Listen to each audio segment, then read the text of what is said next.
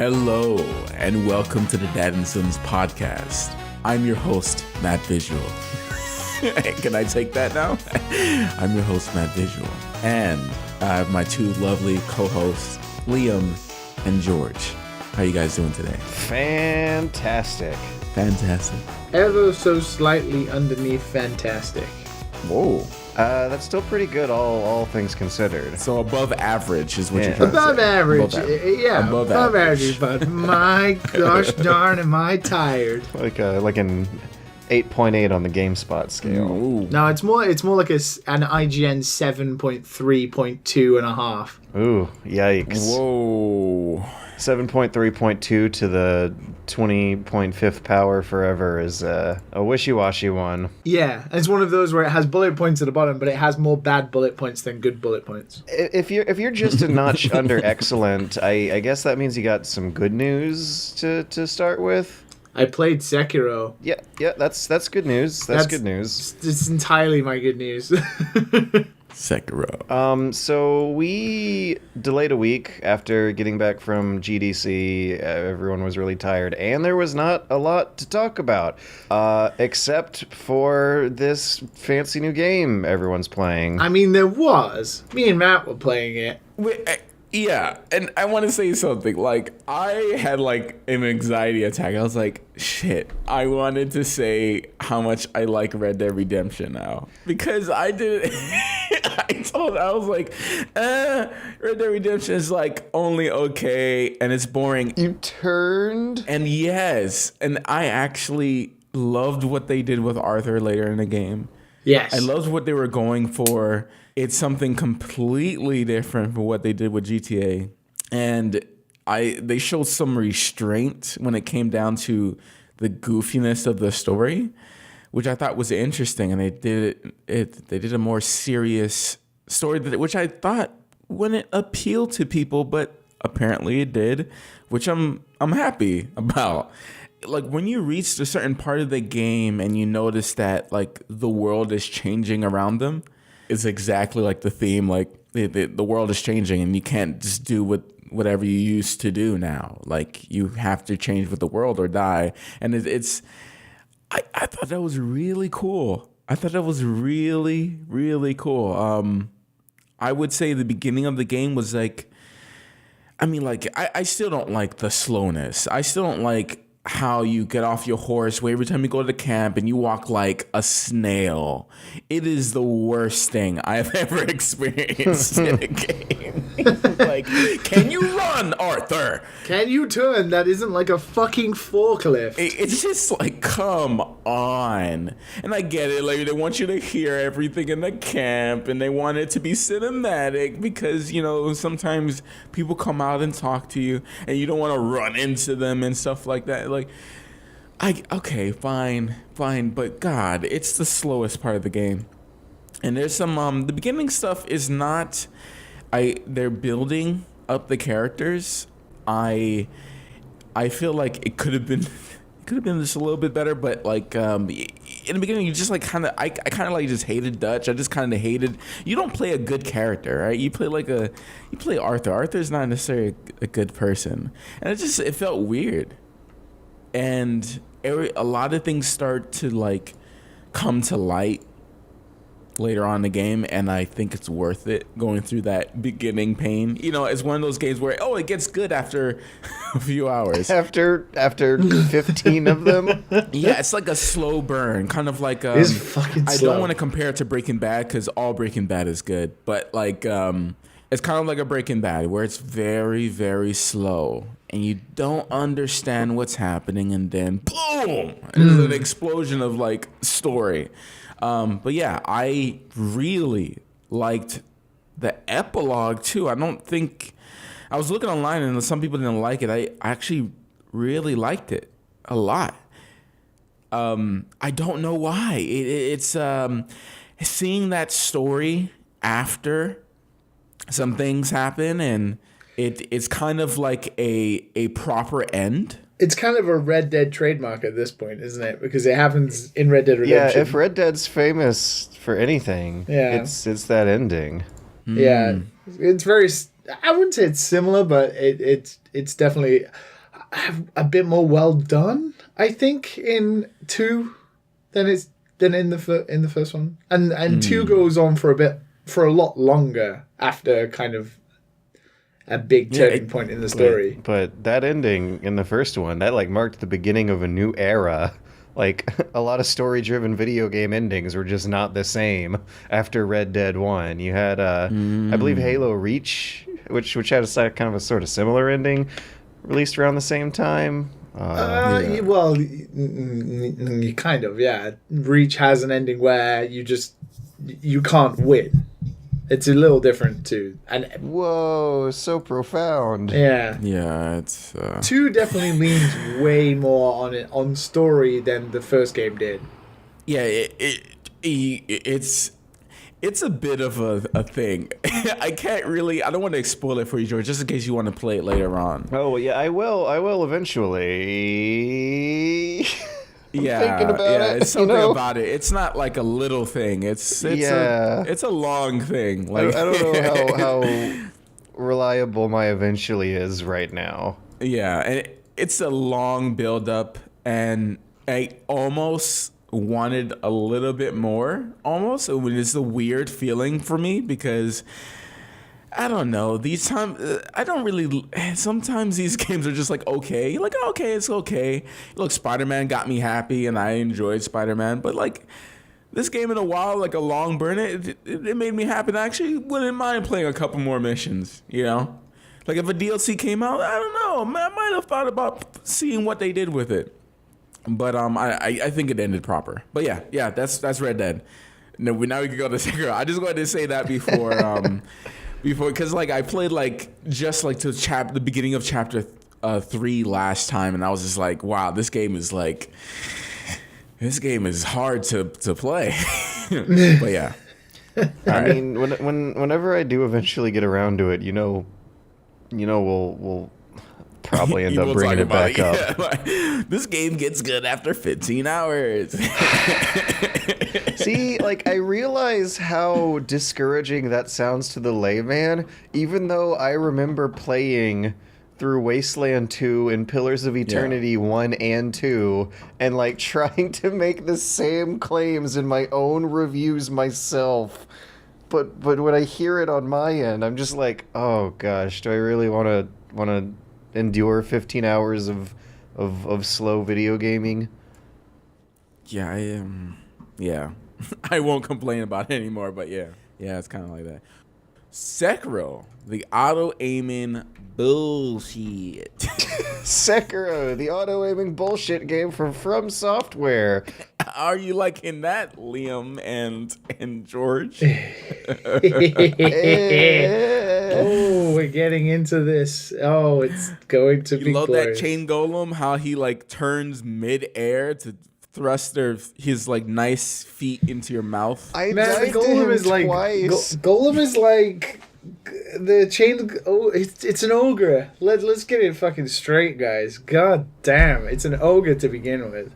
Also, chained ogre at this point is kind of like, I wish I could go back and play against the chain ogre at this point. Holy shit! It's kind of insane, doesn't it? Yeah, so I can realize at this point in my life that I'm having, at least during sessions 1 and 2, I was having a fundamentally different time playing this game than most people. I can tell. Because, like, that chained golem, or not golem, ogre. It's an ogre. God. The chained ogre, like, that's something that I think I was able to read. And if you don't play the body of previous games this one requires of you, it's hard to pick up on cryptic level design language like that. However, if you play it like the other Soulsborne's games, you're going to have a way harder time with the combat. I'm so glad we started with the chain ogre, because I want to kind of throw out there and say that the chained ogre is possibly the smartest designed intro boss for a game. There's a mini boss just before him, but you can skip right past that guy. Whereas you can't skip past the chain ogre, and the ogre is like From Software being like, this isn't Souls. This isn't Dark Souls. It isn't Bloodborne. Dodging and moving won't do shit for you. thing is, with the way I was playing, I didn't even know there was a mini boss on the way to the ogre. That's the beauty of this game. It haven't even clicked with me that these were bosses until I noticed sections where the fog was much more deliberately closed around them. Mm-hmm. Like, they're bosses, quote unquote, but you can go through every enemy in this game in a couple hints. Most bosses have mini bosses, and bosses have names, but you can sort of tell by sort of the spectacle. Usually bosses have their gray fog. That's traditional too. They have some window dressing, but not like cutscene with a dramatic intro and a health bar splashed across the bottom of the screen. They have the red dots too. Yeah, they have usually 2 health bars or something. But like with mini bosses, you can literally just go right past them. With bosses, you get the grey fog that's typical of like from games. But that chained ogre is so fucking smart. It's so smart. It teaches you everything you need to know about the game through utter brutality. Oh boy, I'm getting the popcorn. It's insane. Like, it's awful and brilliant at the same time. It's a horrible boss fight, yet it almost like beats you into submission for this is not a Dark Souls game and this is not Bloodborne. This is nothing like it. That ogre will grab you if you don't jump over perilous attacks, which is the first thing that's different about this game. Can't jump in Dark Souls or Bloodborne, but you can jump in Sekiro. So it's teaching you to jump. It's teaching you about the new perilous attacks. Then, when you try and dodge, the dude will just fucking come and drop kick you, and he will, like, cover half of the screen. And it's like, okay, so dodging is out of the question. And then it's like, okay, so what else can I do? Well, I can block. Oh, shit, block, like, almost stops all damage, even heavy attacks. Whereas in Souls, if you try and like dodge a heavy attack from a boss, you still take damage. Like, that's what's so cool about Sekiro, is you can dodge any attack from any enemy, bar some. Infinite stamina too. Yeah, it's a lot faster. The game is like, this is not Souls, this is not Bloodborne, this is completely different, and you're gonna have to get used to it. And that's why that boss, like, on the first day this came out, like, everybody on Twitter was just like, "Oh, fuck is this shit? It's the hardest game I've ever played," which is hilarious. Like, because okay, in hindsight, I understand why. Because people were trying to play it like a Souls game, and it is just literally the opposite. It's so different. I kind of like that it's easy to look at. You know, like, I feel like when I play a Souls game, it's just like, oh boy, you know, you're going through caves and dungeons. Yeah, and you just feel like, you don't know what's around the next corner. Yeah, this game, here's the challenge right here in front of you. Yeah. The design is very like, okay, here's a path to the left, here's a path to the right. Even though they do hide stuff very freaking well. I mean, I found a flame vent in a fire. It was totally by accident. The flame barrel. I was just by the fire. I was like, oh, this is a nice fire. After I like killed everyone in the camp, boom, a flame. But I'm like, are you kidding me? Are you fucking okay? But yeah, and I didn't even know how to get to the top of the castle. If people know what that means, it was out the window around the corner. I was, oh, okay, thank you. But I like that it's clear. Yeah. It is completely different from a Souls game, and it's easier to get into as long as you just learn how to parry. Gotta learn how to parry and keep jumping on people's heads. See, that's what I still have yet to learn. I'm tap it twice. I'll describe my process with the ogre to kind of sort of visualize how I've been going through this game. I don't think I died. I did not start dying at all until the ogre itself. After I died twice. I mean, that's literally like an hour into the game. One. That's not far into the game. Well, I mean, but if people are complaining it to Souls. In Souls, I die, like, I look at that 10th screen almost as much as I'm looking at any other screen sometimes. Yeah. So anyways, okay. Get to the ogre, die a couple times, realize they're talking about fire, noticing that the ogre's not reacting to fire. So I think, okay, run away, take a different path, knock out some stuff, end up opening up another area that gets you a flamethrower. Then I come back and the ogre's easy peasy. Yeah. Mm-hmm. It was the flamethrower that was the key to the ogre, not dodging and it's getting good and doing all the other bosses and stuff. It seems like stealth and using your items is the way to bring the day, which not is exactly what this game is like. Combat and getting good. Which is what's so great about this game. There are so many viable ways to beat shit. Like, you can cheese shit. You can cheese, like, almost every enemy in the game. Until Lady Butterfly, now I'm stuck. But you can cheese Lady Butterfly. How do you cheese Lady Butterfly? You dodge and slash.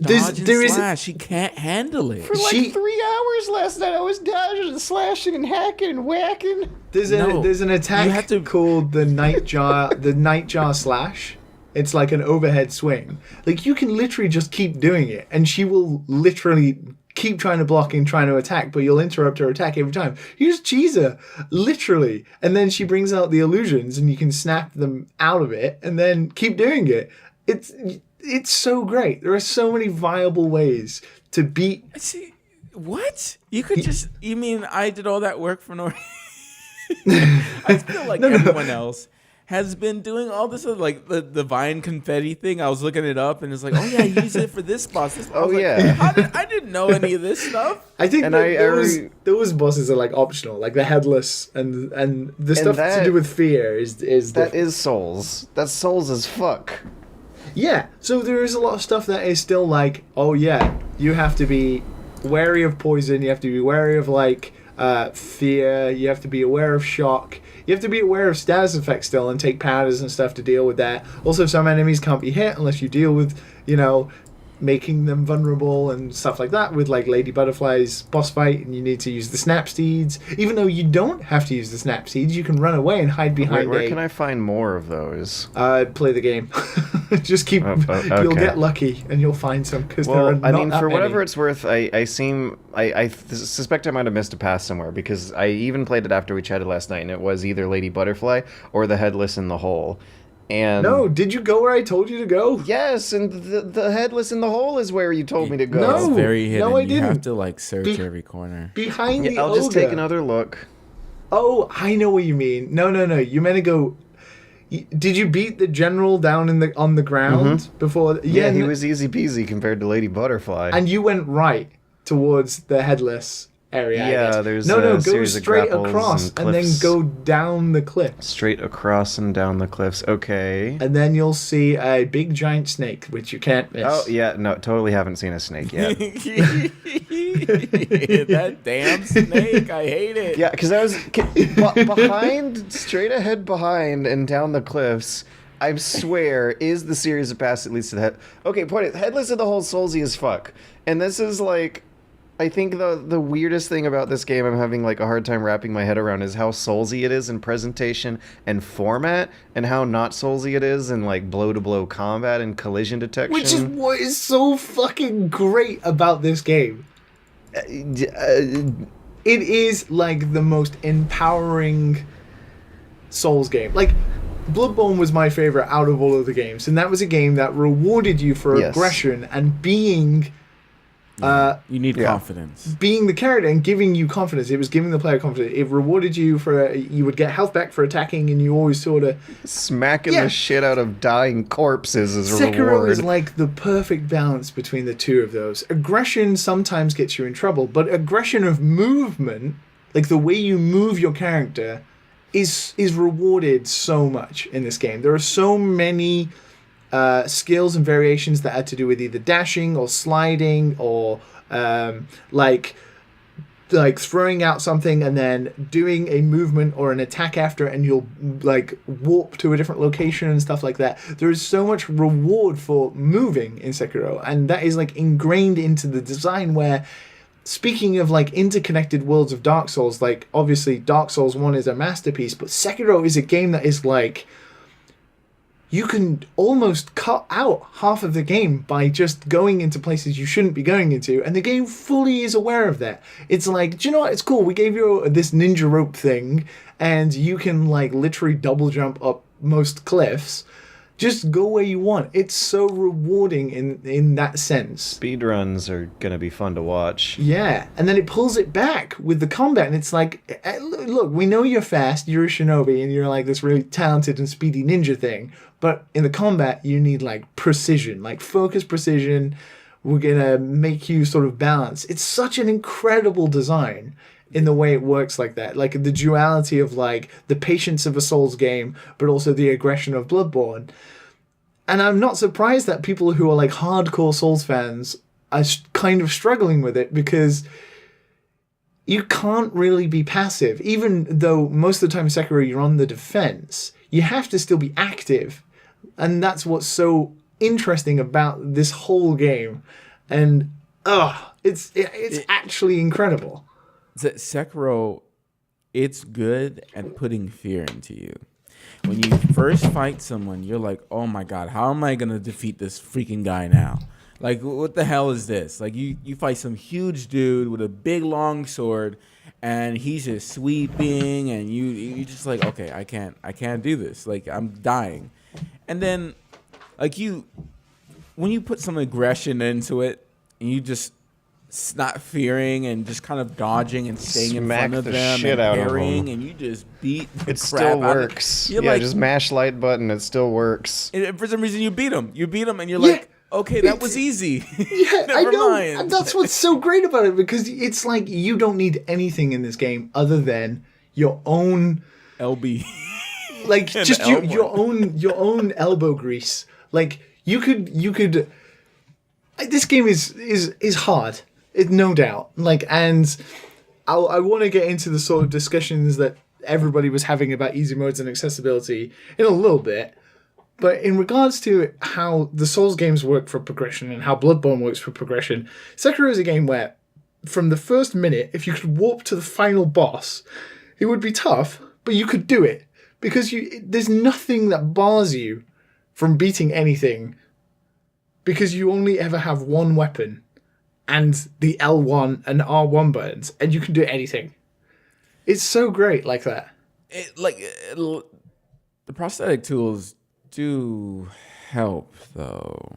Yeah. They help because... Like the axe, like that has been my boy. They help, you know because player patience... Trying to fight shield people without it kind of shows holes in the systems, I feel. Yeah. It helps because player patience can't last as long as the health bars of bosses. But sitting there the whole time, like, and just like constantly dodging and parrying and stuff like that, like, and speeding it up by just using an axe to just like just freaking wreck their posture is just so satisfying. So amazing. And have either of you guys, well, I know George won't have yet, but Matt, have you faced the sort of like Voldo looking centipede thing that swipes at you really, really fast? Is it coming out one of those things that sit on the floor? No, near that area. Centipede. Yeah. And it slashes You're at you. talking about the thing that slashes constantly. Yeah, constantly. It doesn't stop. And it doesn't stop. Until you really figure out, because the thing is easy. It is so easy. It's easy, but like when you first fight it, you're like, oh, okay. So there's this boss. It's not much of a spoiler. There's this boss where it's a mini boss. It's just like this thing that crawls on the ground, and it repeatedly does combos. It looks over like and over Voldo again, and it from Soul destroys your Calibur. posture. You can't handle 2 combos of that, and it keeps going. But what you're supposed to do is parry each one of those hits. Most importantly, the last hit. Then he will back up and try to do that perilous attack, non-dodgeable move, and you're supposed to jump on his head. He'll do a perilous attack, which is the swipe version. So with swipe versions, you have to jump and then jump on the enemy's heads. There's like 3 different types of perilous attacks. One being the forward thrust, which is the Mikiri counter one, where you can Mikiri counter it, which is the most satisfying thing in any video game ever. Let's be real. That B button Mikiri counter, like it doesn't work properly. It does. It's so it doesn't good. Work properly. Oh no, my it's god! Different for It's everybody so else. Good. And like I could not get the timing down for him.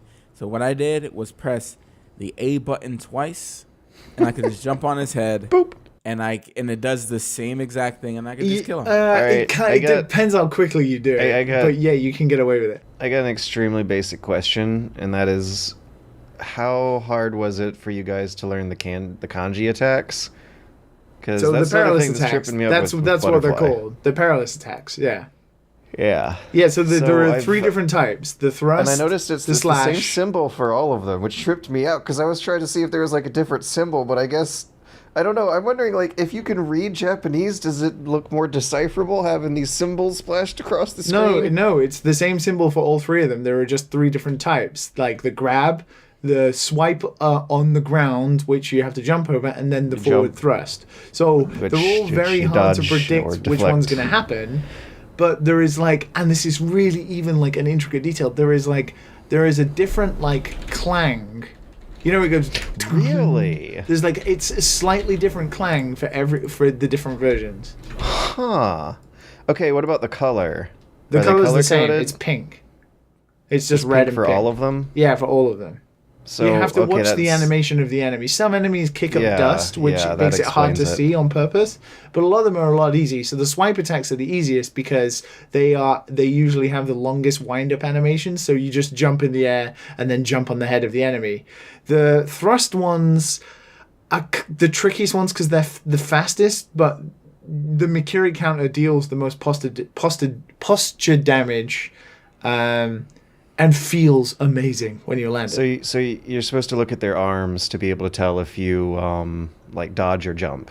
Yeah, so when it whatever their boils down to animation it. is, it's like if they're holding whatever the staff or sword, like sort of like they're gonna thrust, then yeah. Yeah. And then if they look like they're gonna do like a sweeping attack, like that really easy boss, then you just jump on its head and deal a shit ton of posture damage.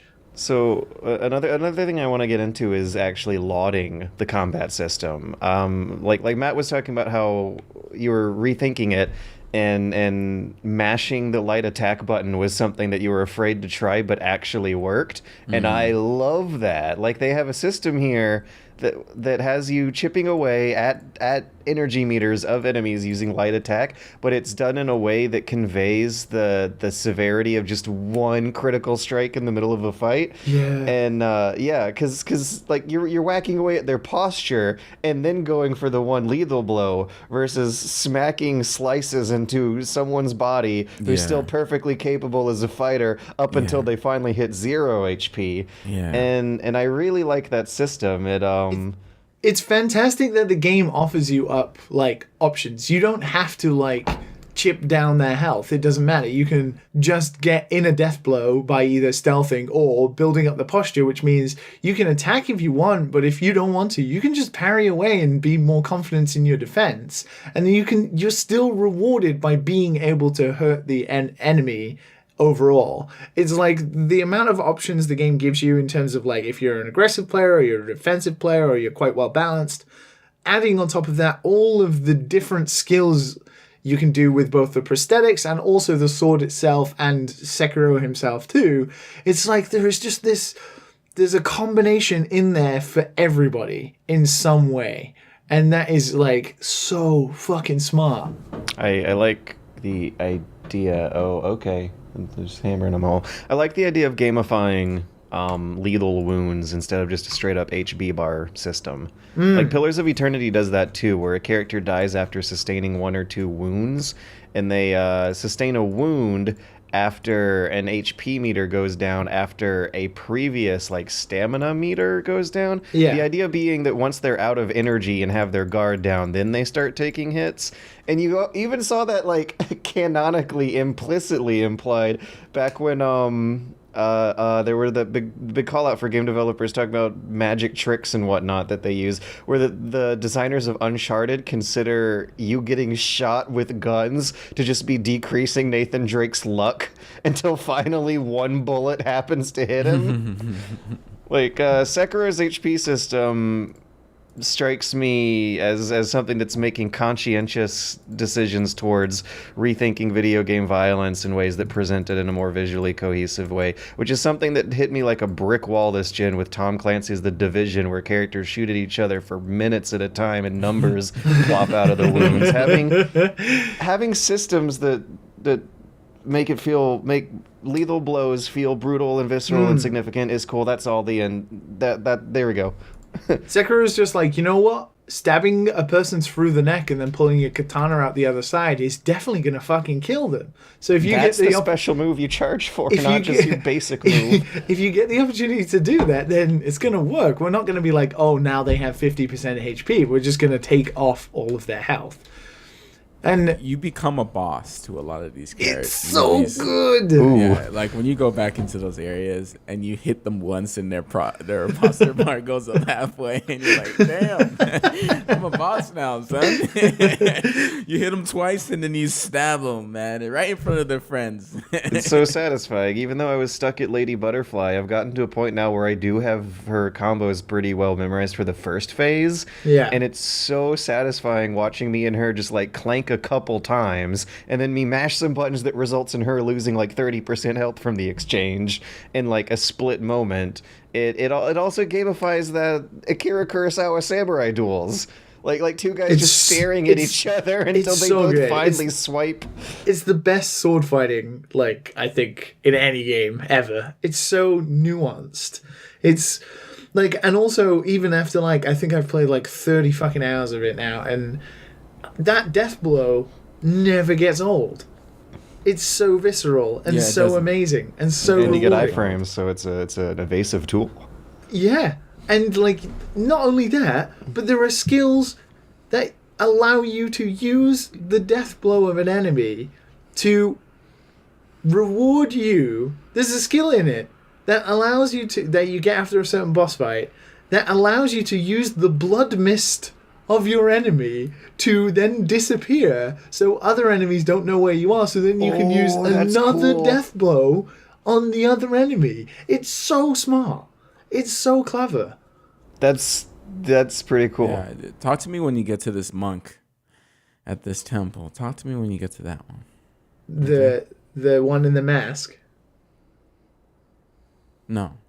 I don't know. I just can't wait to find the snake. You guys have been making the game sound like fun. From where I'm onwards. I'm talking about all the good points, but the camera is completely garbage. In some areas, the camera is absolute dog shit. It's dog shit. Like there is one boss that was, the boss itself wasn't hard, but where you fight him is a little. It is in a it's like, you know, the start of the game, like the underground cavern you're in, George. Yeah. Right? So you could probably go there now. And if you return back to that hole, there is a swordsman down there who's a mini boss who you have to fight in that tiny cavern, and he does like literally kung fu hustle flips and shits. And the camera is the most egregious dog shit thing I have ever... Like, that is the only part of this game that I have been absolutely infuriated by. It is terrible. It is small spaces, and when you get in a corner, when you don't realize that your character might be on the floor or not blocking. Because sometimes you're pressing the block, and you have to, like, reinitiate it.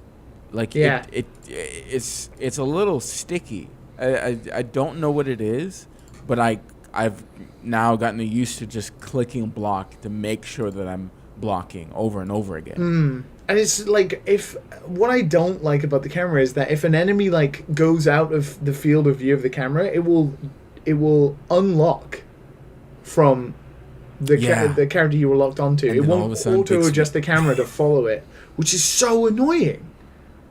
So if you have like little seeds. Yeah, so if you're like finding a boss that just goes off the screen all the time, like in that tiny fucking hole, you can't see him, and then you're trying to readjust the camera while this samurai is trying to literally cut you down. Ugh. It's so bad.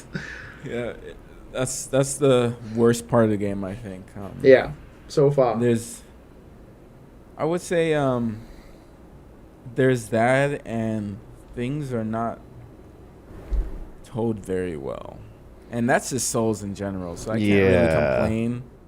But like, it's pretty I nuts. know what you mean, and it feels weird seeing it here in a game that's supposed to move faster and have more of a urgent story. Yeah. Like one thing that weirds me out is that I don't know how well this kind of story and presentation meshes with the Soulsy level design where enemies stand in one spot and look off to the distance. It works when they're zombies, not so much when they're supposed to be living, awake human soldiers. Mm-hmm. You mean as in if they'll wait for you until you finish talking? Waiting won't. AI. They won't. Wait, finish talking, or do you mean just like standing if you in their spawn? If you're talking to an NPC and you're near an enemy that knows you're there, the NPC it will attack you while you're talking. Yeah, no, I'm not talking about that. I'm talking about how they just don't have a lot of like wait. routing and alert states for they're stealth pretty game. fucking dumb. Yeah, like and even looking at them, they look by design, monstrous. Right, which I can buy. I just wish that it looked like it makes as much sense as the game looks like once there's actually a sword fight going on. It is weird because I initially, when I first started playing, I thought sound was a big factor in this. Yet it really isn't. Like you can throw the ceramic plate shit like right next to an enemy's foot, and it just won't even budge. It won't even move. And it kind of was a bit jarring, but then I was kind of like, well, if sound was a factor in a game like this that's already really hard, this game would be nigh on impossible. Like, you'd be crunching through snow, you'd be like running across like the tiles of the temples and stuff like that. You'd just be making sound constantly. I'm not surprised that the enemy AI is kind of a little dumbed down, because the idea is to give you the fantasy of being a powerful, sneaky shinobi ninja. Yes, which is totally a different fantasy from Souls. Yes. Upgrade. Please, people who are playing, upgrade your skills. Upgrade your skills, you'll have an easier time. Different death Get system, your techs and upgrade your skills. Yeah. Get the dash shuriken attack, for starters. Yeah, like, so shuriken attacks, they're good because I don't need shurikens unless I'm fighting. Like, I only care about prosthetics that help me during a boss. Literally, everything else is fine. Have Only you used the the boss spinning? is what I care about. Have you used the spinning shuriken one? Yeah. And Like, when you charge it? Doesn't Whoa, do anything. what? Like, against mini bosses, it's amazing. Like, you charge it, throw it, and then it goes like, and the boss is like stunned for like a good while, and then you can dash after it, which means you can get like 3 slashes in for free, and then back off. It's awesome. I think what is Maybe I even need to cooler upgrade is it. that there is like a prosthetic that everybody's comfortable with. Like, I definitely don't use the axe that much, Oh, I use it a lot. but I use the firecrackers and the shuriken all the time. Oh, I haven't gotten the firecracker tool yet. Whoa. It's in a... Can I tell you? It's a merchant. It's a merchant. Buy it. And it's- The $500 thing? Well, that's right. It's after... No, you have to get it after the chain org, right? No. No, you can get it before. It's the first merchant of the game. He's above the hill. Yeah, I remember some firecrackers for sale, but they were too expensive. Oh, you have to buy those firecrackers. You climbed up the hill the first time? I didn't do it the first time. I don't know. Okay, this is like another thing I want to actually get into is level design, because I don't know if I'm feeling it here either. The outskirts, like, I got lost in them. I had a hard time figuring out which way was You like forward and backwards. Morrowind. Like, Yeah, after how you turn can the you fog off. how is this a complaint from you? I don't know. It's like blobby. You can there's literally white and snow return to and the last idol at any time. the same house pasted every now and then. It's because the game has because the game. I mean, you're talking about a game where their mouth moves in the same way for everything, and sometimes they move when they're not talking. Yeah, okay, there's like some budget cuts I feel that we might be seeing in Some terms major of the budget level cuts. design, because the Souls games are built entirely from precarious placements around very, very particular ledges and cliffs. And here, since your character can jump up and ninja rope a mile away in a couple seconds from all those hazards, they're placed in a lot more open environments where there's room to circle strafe and fight around. I'm And honestly amazed you think that. I just don't know if the lack of hard angles and definitive walls around that place, like that's another thing. It's a series of islands floating in the sky. That's really intriguing because to me, Sekiro is like, it has verticality to it, which makes it even more memorable. I'm having a hard time You even can putting literally get together a a mental top map of of towers Outskirts right and now. like scope out the entire area, and then you know where everything is. There's like landmarks for everything. I remember exactly where that merchant is. Yeah, For some reason. there is Because only.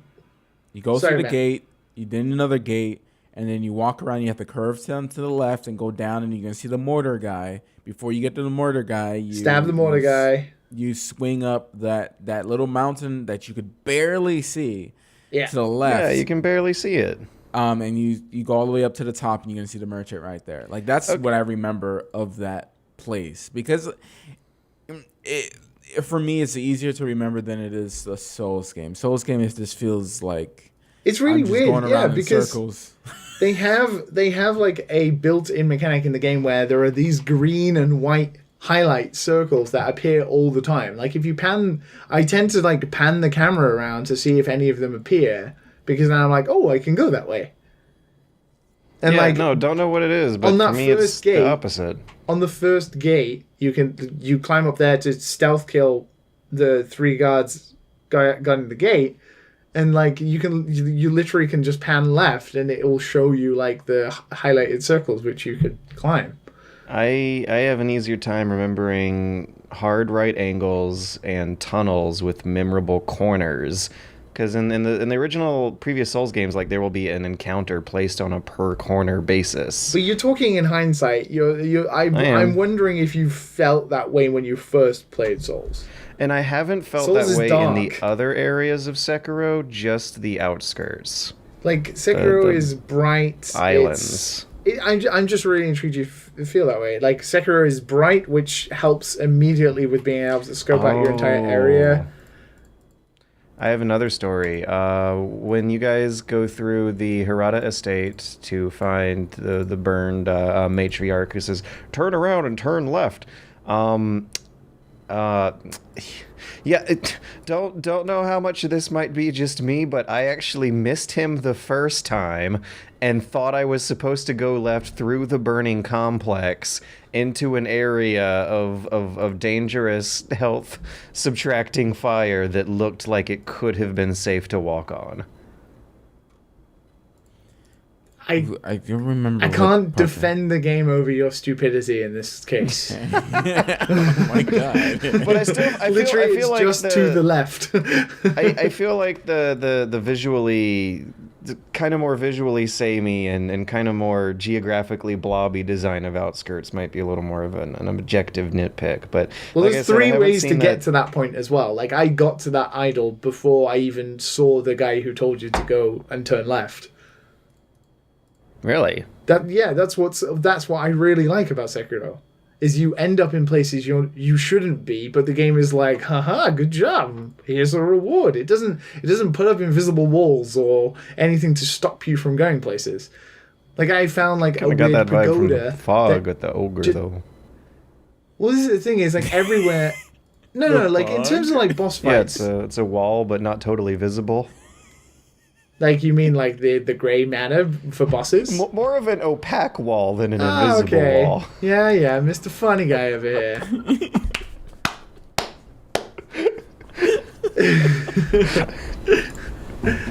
Like I literally just jump in water and like swim because everything leads to something in this game. Similar to the Souls games, but you know now you can go up More and things down. lead to your certain death in those. Liam, how far are you in Sekiro? I have encountered a giant monkey. Oh, the first one. Yeah. I mean, shit. I'm sorry. I'm sorry. Okay. Yeah. Yeah. You're a bit okay. You're a bit back there. I haven't had a chance. I'm ahead. Okay. I played way like- too much. But like, there's this. I can't remember the monkey. You fight the big armor dude. on the bridge. Yeah. Yeah. Like that's where the monks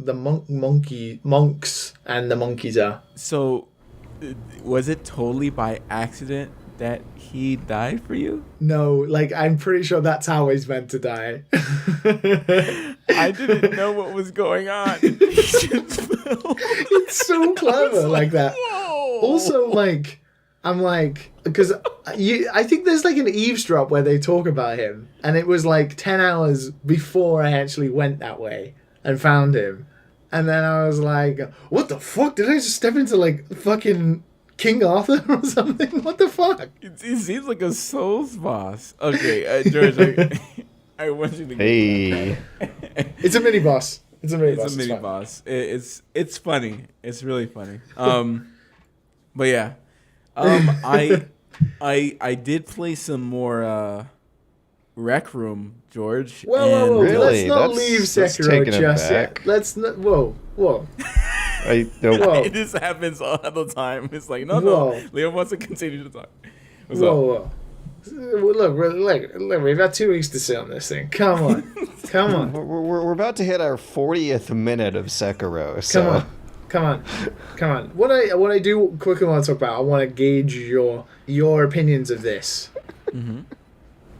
Sekiro with an easy mode or more accessibilities. Oh, there we go. Oh, I forgot about that. Right? Yeah, me too, almost, actually. So there is no easy mode, right? Just to be clear. There is no easy mode, right?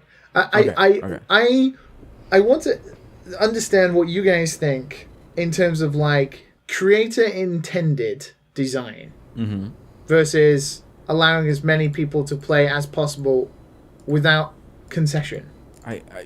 I want to play what the creator designed it for. I don't want to play. But if that is unaffected, do you have any issues with there being modifiers that would allow other people to play who might have difficulty? But I don't think the story is strong enough for that.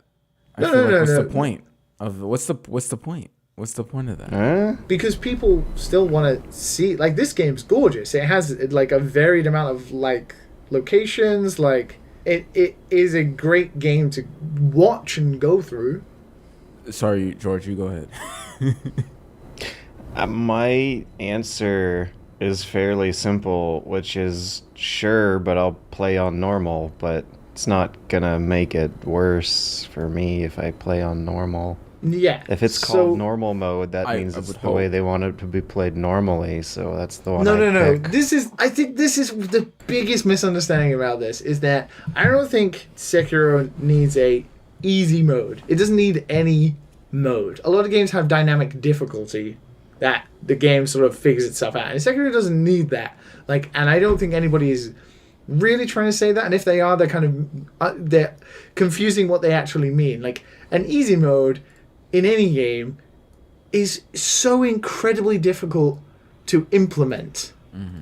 And it is so much more heavy-handed and fucking takes a heck of a long time to do that. And I don't think From Software need to do that. Like, they just need to make the game as it is. I don't think they need to, but the question is, would it make it worse? Yes/no. Yes, I think an easy mode would. Really? I think this is what people don't understand. Wouldn't it affect the normal mode? I feel like It would. It would. I think it depends on the budget and the design implementation on a per case it basis. absolutely That's would. more of a complex question. Now, an easy mode, like a very direct, like traditional, like when you're on the title screen, it says easy Yeah. mode or normal mode. Like that would, in turn, probably affect the design philosophy and thought that goes into building a game like Dark Souls or Sekiro, because you have to make concessions in each difficulty to balance out for the other difficulties.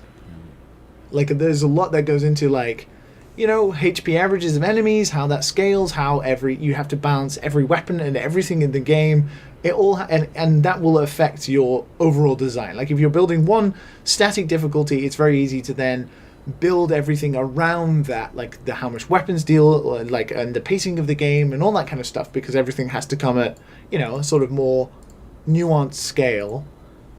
And then having an easy mode on top of that means that you have to balance that out between two different difficulties, and sort of it doesn't sit right.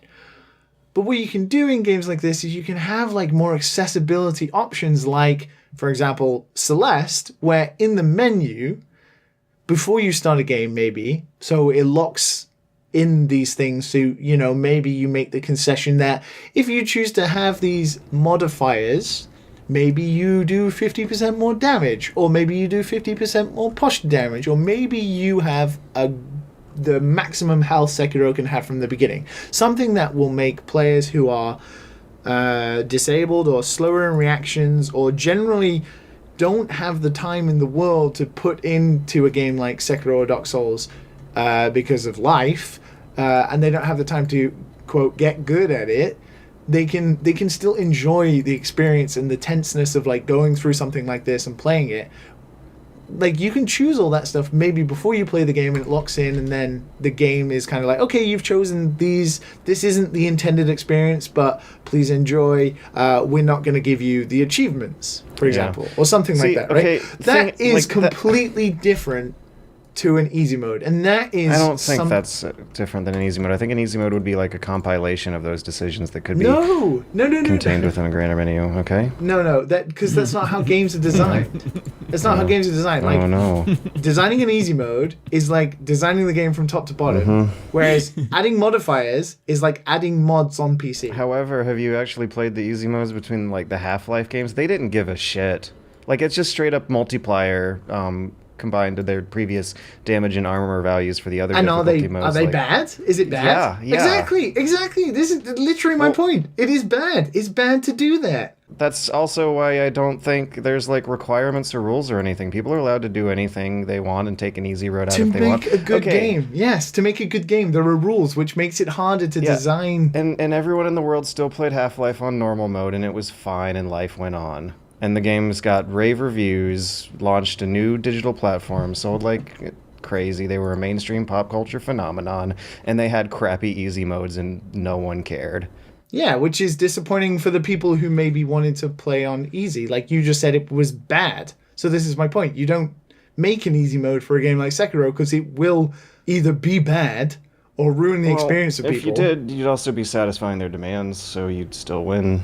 Well, that's not necessary. You can make an easy game that is good. I mean, Yoshi's Crafted World came out and got like 8 from IGN, and that's a game that you literally can't die in. So like, there is ways to do this and that isn't heavy-handed. The optimal way is the accessibility options menu that would include such other options, and why I don't see such a big blurry line between the two are because of some recent examples that are doing a damn good job of this. Stuff like Resident Evil 2 that has its difference between a normal mode and a hardcore mode. I played through the game the first time on a hardcore mode, felt that was the way I was intended to play it, and had a great fun time. On even its easy mode, Resident Evil 2 still conveys a sense of horror that is scary, that gets the evocative thematic goals of the game across, which is why I don't think it would be impossible for a Dark Souls game to have an easy mode that is still a hard experience. Like if you just did the quick and dirty solution of applying straight up 0.5 multiplier to all the damage and hit values of Dark Souls, where your character can, let's say, take 2 enemy combos against Ornstein and Smog versus only 1 before dying, and you're allowed to make 1 more mistake. Man, if games were that easy, if games were that easy to make, like, that would be fine. Yeah, that's why I think it's an issue of budget more than philosophy or ideals. Sekiro is a game that's harder than a game like Resident Evil 2. It also doesn't have RE2's budget. I don't know about that, actually. I mean, Activision published it. Yeah, but there is no way Sekiro cost as much to put out as Resident Evil 2. Like Resident Evil 2 has photogrammetrically scanned environments with these sexy model faces. Yeah, but that's their engine. That's their assets. Once you've spent the money on building that tool set, it doesn't cost any more money to then iterate on top of it. I'll say, I don't want to take anything from anyone. You know, whoever can't play it, or it's not good enough to play it, or whatever it is. I don't want to say it's like, oh, get good or whatever, and you can't play it. But the thing is, From Software games, they're like made a certain way, and like you beating it, it's like, yeah, you beat Dark Souls, you beat Sekiro, you beat Bloodborne. Did you beat Not Dark like Souls, you, Matt? like, did you beat it? Like, no, I beat it on easy mode. Like, nah. And I understand that that's a bad way of thinking. Like, other people should be able to play it. Yeah, like, so what? What does that have to do with you? Exactly. Like, that's why a game like this, having an easy mode is not a good idea and not that simple. So, like, there are extremes in both sides of the argument, which are both painting this whole thing as completely black and white. It's like, an easy mode would be fine. Well, no, it wouldn't necessarily. But also, like, people are like, oh no, you can't change anything about Sekiro or Dark Souls. You can't have these accessibility options. It would, like, there is a Miyazaki design philosophy that is, like, infallible. It's like, that also is wrong. I don't believe that. Yeah, like, accessibility is more about what would fit a game like Sekiro. The test that my brain does here when I hear these arguments is like Half-Life is the example. If you crank Half-Life Condition 0, nah, that's Counter-Strike. If you crank Half-Life Opposing Force up to hard, it becomes a fucking bullet sponge of impossible enemies. If you play it on easy, it becomes a walk in the park of a lot of one-hit kill head crabs. And so there's no in-between. Between the two is the way it's meant to be played. Yeah, that is the in-between, is the normal mode. But I'm just thinking in my head, like, who had anything taken away from them and either of the two extremes that their quick and dirty solution for difficulty balancing became? Like, that doesn't seem like that bad of a solution either. Whoops, we got some quick and dirty easy modes. Yeah, but that's very static. And no one's gonna play. It's very static. It's like, well, okay, normal mode is like, well, it's good for George, but easy mode is maybe too easy for you, but it's also too easy for the players who can't beat normal, but then the players who want like hardcore mode, because normal mode is a little too easy for them, but hardcore mode is like next to impossible. Like, it's very static, and it doesn't feel good mods for some people. Exactly, and which is download some free mods made by fans that extend the life of your product. So we come full circle to what I was saying. Modifiers. Sure. Modifiers like in Celeste that allow you to modify how much health you have by percentage, allow you to modify how much damage you take, allow you to do stuff like give yourself an extra jump. Like, certain modifiers that you can toggle on and off is way more dynamic. Come to think of it, the PC versions of the Souls games have always had cheat engine, and the world goes on just fine. Exactly, which is why this shouldn't be as big as a contentious thing as it is, because it already exists. Like, yes, you can complain that Sekiro doesn't have an easy mode, but also, and understandably, maybe From Software should think about that, but there are options. But also, complaining about the fact that people want to be able to play a game they can't play is also absolutely ridiculous. Get good. All right, so Scrub. That was the 50th minute of Sekiro. By the way, George, I played Rec Room, a lot of Rec Room during the Hey, that's taking it back. How'd you get a VR set up again? Yeah, I have enough space for it, and that's great. Yay! You can actually run around now instead of using the stupid teleporting in ranked matches. I guess you call it ranked matches. Oh, in ranked. Yeah, I was about to say, because you could previously turn that on earlier, but in ranked, that's good. Yeah, you could turn it on earlier, but you didn't get any points. You know, I remember when I first played Rec Room, I played some ranked, and not many people said anything, and whenever they did, it was fairly reasonable. Like, oh, let's take cover, use the blind fire on your paintballs, and then I played Rec Room a year and a half later. And it was kids. It was all kids. Yeah. Is it kids? Are there kids? Well, Fuck. when I usually play these games, I usually play with friends. So, yeah, I played with 3 other dudes. Even my friends were getting interacted with by kids. Ugh. Yeah, they do some weird stuff in the in the like lobby, don't they? Nothing like walking out of your dorm room and rec room and seeing a little kid just kind of like squirting a water bottle and rubbing their virtual reality nipples as their avatar like clips their hat into their neck. And hitting like the confetti gun right near their crotch. Yeah, the confetti. Yeah, that's a real funny one. Good job, kids. Yeah, the guy whose name was Jesus of Nazareth, kids. and he was just like, "Take my blessing, take my blessing, take my blessing." He was going around. I was like, "What?" Comedy kids at it again. What the hell, man? Yeah, like there's some weird stuff that goes on, but that's VR because that's what all the kids see online. They see that they can act like Uganda Knuckles, and it's okay.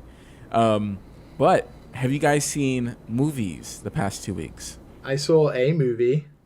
I've been watching television series. Of course. Okay, so I'm gonna be the only one. And Liam, you watched a movie, which is what, Spider-Man? No. Oh, I did watch Spider-Man. It was fucking great. Yeah. No, but I watched Captain Marvel, same as you. Oh, cool. Okay, So okay, yes. both you guys got something. All right, so talk to me. I will crack my knuckles and lean back. Talk to me, Liam. Talk to me dirty. I mean, it's fine. Oh, God.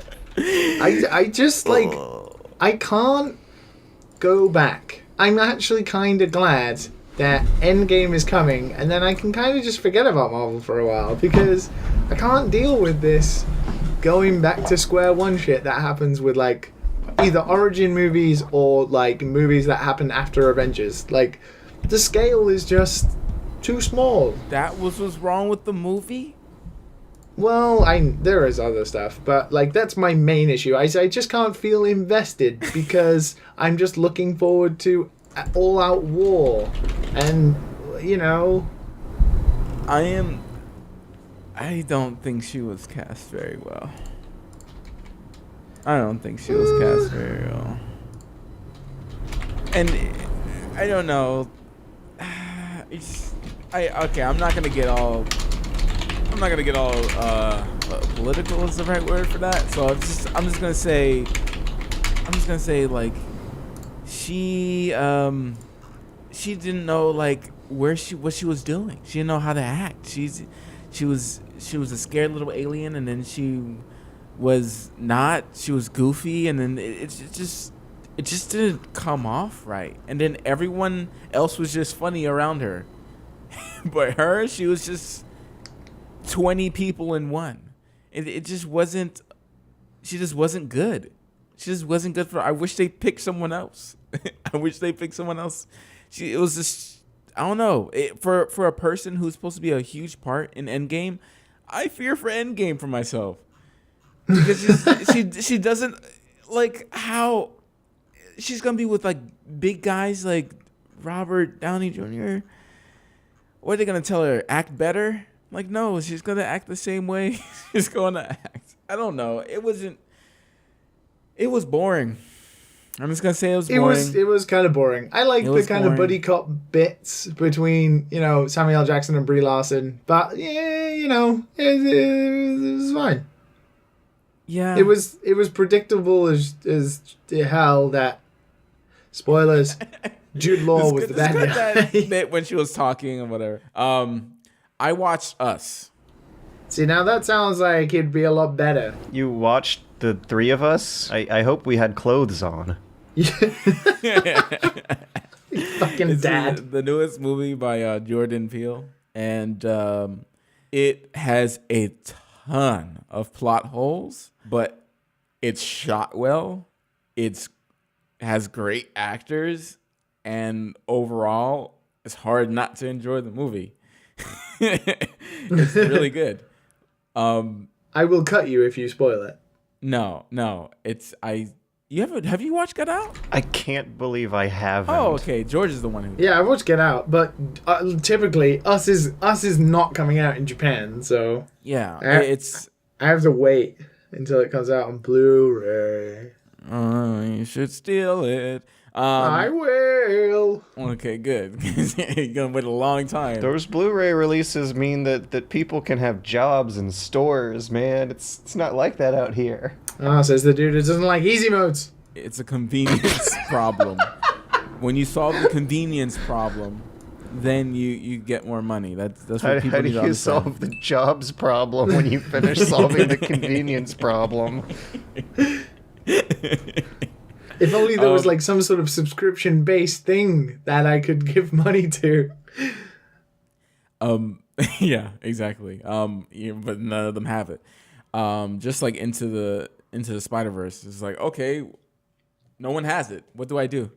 I couldn't just see don't that for watch it, I 6 guess. months. Oh, I'm Yeah. so glad I saw that movie though. Wow, what a good movie. And since no one's saying, I'm not gonna say much, but the acting in it is pretty dope. And I think people should give it a shot. Depending on what type of movies you like, I guess. It's a horror film, and it's very entertaining. That's it. That's all I'm gonna say. So it's very entertaining. I don't want to spoil anything for him. I don't want him to cut me. Man, I don't know, like what's worse though is like hearing you get real excited about something that you want to talk about, and then it's just being like, yeah, it's cool. Don't want to spoil it though, or like, or death. Like I don't know what I'd rather endure, you know? Okay, well, it's good. All right, that's it. That's it for me. I talked enough. I downloaded the Capcom Belt Action Collection, the beat 'em up collection, and I played through their old beat 'em up games on Switch. And I'd never played a game called Armored Warriors before. Safe to say, it's one of the coolest fucking beat 'em ups I've ever played. Just Google videos of it. It's fucking amazing.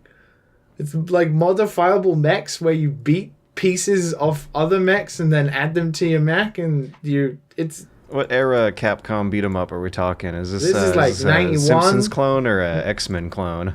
No, this is This is a little early. this is like a Final Fight, Claude. Capcom were the I masters see. of this shit. It's so good. So, are you having one of those moments I had where I discovered Shock Troopers on the Neo Geo collection, and you're just like waving your arms like, how do people not know about this? I know. I was playing it and I'm just like, oh, why? Oh my goodness. So There's good. a lot of screen shake going on here. I know. It's amazing. Jesus Christ. And like the explosions are flickering in and out. Does it just, I guess it feels good. It looks cool. Oh, it's so good. Like, you just beat pieces off of other robots, and then you take those Ooh. pieces and add them to your robot. So you beat off other robots and duct tape And then- their skin onto your body. Yeah, and then beat yourself off with that skin, I guess. I don't know. Video games! It's so good. Oh, wow, the face artwork is great, though. I love this. This is this all-American working Joe who showed up at in some beautiful 90s Capcom pixel art portraiture. Anyways, Why is Ainsley Harriott in your Ainsley Harriott, not Ainsley Harriott. Harlot, Oh. although I have my suspicions. Yeah, okay, Liam, you know who Ainsley Harriott is. I know Matt knows who Ainsley Harriott is. Of course I know who Ainsley Harriott is. He's like one of Britain's finest exports. One of Britain's most sauciest chefs. Yeah. This television cooking personality who's real big on innuendos. He has a show on Netflix now called Ainsley Eats the Streets, where he tours around the world, does the Anthony Bourdain kind of thing, where he goes to weird places with weird local guides and eats weird food, but he doesn't have as much balls as Anthony Bourdain, because there's some stuff he won't eat. Like every other episode, it'll cut to him walking in front of a food stall where some like miserably poor person is shoveling together some slop made out of the waste products of the food for poor people who live on the street. And it'll cut to Ainsley Harriott. He'll raise his eyebrows and be like, oh, they use offal in that dish. I won't eat that. I like the fugu fish in the Osaka episode was what he did with that. He cut over to the chef who was smoking a cigarette, and he said, "Oh, look, that guy's got a British slang for cigarettes in his mouth. He doesn't look like an expert to me. I don't want to eat his fish." But okay, anyways, besides the point on being like kind of a little mean to some people making food and just straight up using airtime to talk about how he doesn't want to eat their food, he has this routine going that strikes me as something where Ainsley Harriott is revealing himself to be a pickup artist, a pansexual culinary pickup artist. The show will have him sitting around these restaurants eating street food in foreign countries where he will suddenly pull out of his pockets an entire cutting board and knife station, and he'll start preparing a side dish to add to the street food. What? Like, imagine if you're walking down the street and you see Ainsley Harriott eating a Big Mac, and he would just like whips up a cutting board and is like, "Oh, hello there, dear. I didn't see you. I was just preparing a lovely spicy mixture of my garlic horseradish mayo with a fresh lemon spritz on my McDonaldo's here. Would you like to maybe give my meat a good old rub?" I'm surprised you think British people say McDonald's. He'll pull out his cutting board station and start making up some really sexy side dish on the street, and some onlooker will walk over, and that's how they set up the quote-unquote local guide for the streets he's going to. And they'll be like everyone, usually women though, but sometimes there will be like a middle-aged man and an older lady. Usually it's some conventionally attractive younger lady, which has me. This is why I want to say pansexual pickup artist is what Ainsley Harriott is taking the role of here, because he doesn't discriminate on anyone so long as they express interest in his public display of cutting up some side dishes. And the thing is, anyone who would pull out a cutting board and work a side dish up on the street is someone who either A, really, really super duper loves food and is just totally into it as their lifestyle passion, which kind of bleeds over into Ainsley Harriott is weird, right? Yeah. Think of this is strange because Ainsley Harriott is like a TV harlot. He's synonymous with like British TV. Like everybody knows who he is. He's just always on TV. Like through the 90s, through the early 2000s, he was always on TV. He's got a good TV personality. He's fun to watch. He's very strange. He's a cool guy. It's so weird that I never thought at 28 years old, I'd be talking about Ainsley Harriott to two Americans thinking, shit, we're going to get sued by Ainsley Harriott. Well, no, because it's not a bad thing. I mean, I know that the word pickup... You're accusing him of being a pansexual pickup artist. The word pickup artist has negative connotations, but it seems to me like Ainsley Harriott just wants to take these companions out for a lovely evening, if you will, of hedonistic adult fun. An evening. Oh, he does take them out. It doesn't end there. He's going to eat them out when he gets home. Whoa! What? I didn't know this was that type of podcast. What's going on? Someone who whips up a side dish on the street is either really into eating, maybe even like kitchen logistics. I've known people who are really into that. I've worked with them. They exist. Or B, someone who just really wants to bang. And I don't have the innocence anymore to accept A. Pretty sure he's married, but he could be doing some eating out. Some in and out or some eating out? Eating out and in and out. Oh my god. The old bangers and mash. Wow. This podcast has made a turn. Yeah, okay, Ainsley Harriott just seems like he has a suspiciously sexy routine here. Of course. Is all I'm trying to suggest. I don't want to say like he's breaking hearts out there, but... For anybody who doesn't know, he's also 62 years old. No way. He does not look it. What? I mean, that's cool. Black don't crack, son. Granny Cream's hot butter ice cream. We take the hot butter, mix it with the ice cream, freeze it up cool, you can see it on your screen. Put it in your microwave, make it real hot like a soup or a dip. We call it heat and sip. Very tasty and healthy too. Granny Cream's hot butter ice cream. Hello, and welcome back to the train wreck. To the Ainsley Harriott side dish phenomenon. Let's talk about cocaine. So, do you guys have any suspicions if Ainsley Harriott might be an indulgent celebrity who uses his money to... Sounds like you do. What? No, I would never do cocaine.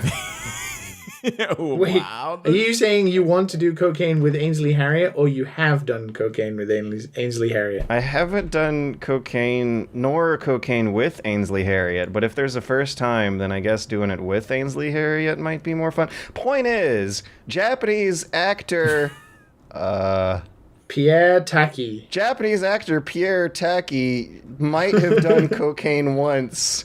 And if he did, I hope he did it with Ainsley Harriott, because it had to have been a really expensive dosage of cocaine, because goddamn. Yeah, the Japanese actor who... How major is his role in Judgment? I don't think it's... I mean, I think it's, like, significant. He's, like, a crime boss, I think, which is ironic. But Yeah, for... I think he's a crime boss anyway. For a game who heavily based most of its marketing on how many big name actors they were able to squeeze in, it's also ironic that they got hit by a big name actor scandal, which is that rich Playboy celebrities throughout pop culture history tend to indulge in things that aren't legal. And in this case, in Japan's case... Nah, you're talking about Japan, though, Yeah, dude. in Japan's case... punishments for suspected cocaine possession in this case are in fucking tense. I think there's something like... Dude, it's not cocaine. It's literally anything. If he'd done marijuana, it would be the same... It would be the same reaction. 7 years. Holy shit. Do you know what Japan's slogan is for drugs? Huh. The slogan for drugs, and this is throughout all of Japan, is dame, which is no. I've heard that word before. It's just don't. Dame. It's basically like a forced no. It's like don't even bother. Like literally, don't even think about it. It's not. They're not warning you that drugs are bad for you and like they have adverse effects on your health and you can get into. It's just dame. Don't do it. Like if you do, you pay the consequences. Yeah, consequences of which include getting stamped out from all the projects you're associated with, affecting localization deadlines abroad, other products at home. This is the same voice actor of Olaf in the Japanese dubs for Frozen. So No one's gonna miss him. yeah, but there were trailers for Kingdom Hearts that got taken offline and re-edited with him out over suspected cocaine possession. Well, in Japan, it is. You could probably murder someone and you'd probably get away with it a little easier than doing drugs. Drugs in Japan is just not a thing. Like, of course, it happens. Is it like with a samurai sword? When that was racist, wasn't it? That was racist. Yeah, like you sniff cocaine right off the tip. That was so racist. You just get the katana and you put cocaine on the tip and you. We can at least talk from Liam's perspective of someone who lives in Japan about whether or not this is the craziest story you've heard about a celebrity getting in tons of trouble for drug usage. And No, it's happened before. what's some of the details? Do any stories? Yeah, there have been TV actors and stuff like that have done drugs, or usually it's one or two things with actors in Japan. It's either you do drugs or you have sex with someone under the age of 16. What? Like, yeah, this is pretty much what most of like the it's the cliche Japanese male. Wait, 16? 16 is okay? What is this, R. Kelly land? No. What's going on here? Just like, well, 16 is also the consensual age in the UK, so it's not that much different. Whoa. You guys can't even drink till 21. You're like little babies over there. When is your drink limit? 18? 18? I didn't know if I wanted to go there, but it's not video games. Over in the manga and anime world, the artist behind you know Rurouni what Japan Kenshin- likes. Yeah, he Well, got you in know- trouble for confirmed possession of child pornography. Exactly. Guess what that guy's still doing? And it was something like a $4,000 fine and a year off the job versus this guy who got in trouble Yeah. for suspected cocaine possession, Yo. who's gotten slapped for the products, is fighting a 7-year charge, and Drugs is bad in Japan. That's it. You can have child pornography and yet you can still go to work as a manga artist drawing children. Yeah. But if you do drugs, that's it. So gross. What? The law Yeah. is messed up It's bad. everywhere. Okay. You have to take mandatory drug tests like when you join Japanese companies, and especially if you work for sort of like if you're like an English teacher, you have to take regular 6 month drug tests, and basically if you fail them, you immediately get deported. I wonder if that's a big stimulus for the medical industry, and if that somehow keeps The costs thing low. is, it happens. It still happens. Like, I know quite a number of people in Japan who still smoke weed on a regular basis. And funny story, I was literally in a karaoke booth 2 weeks ago, and it was the unsolicited hours of 3 a.m.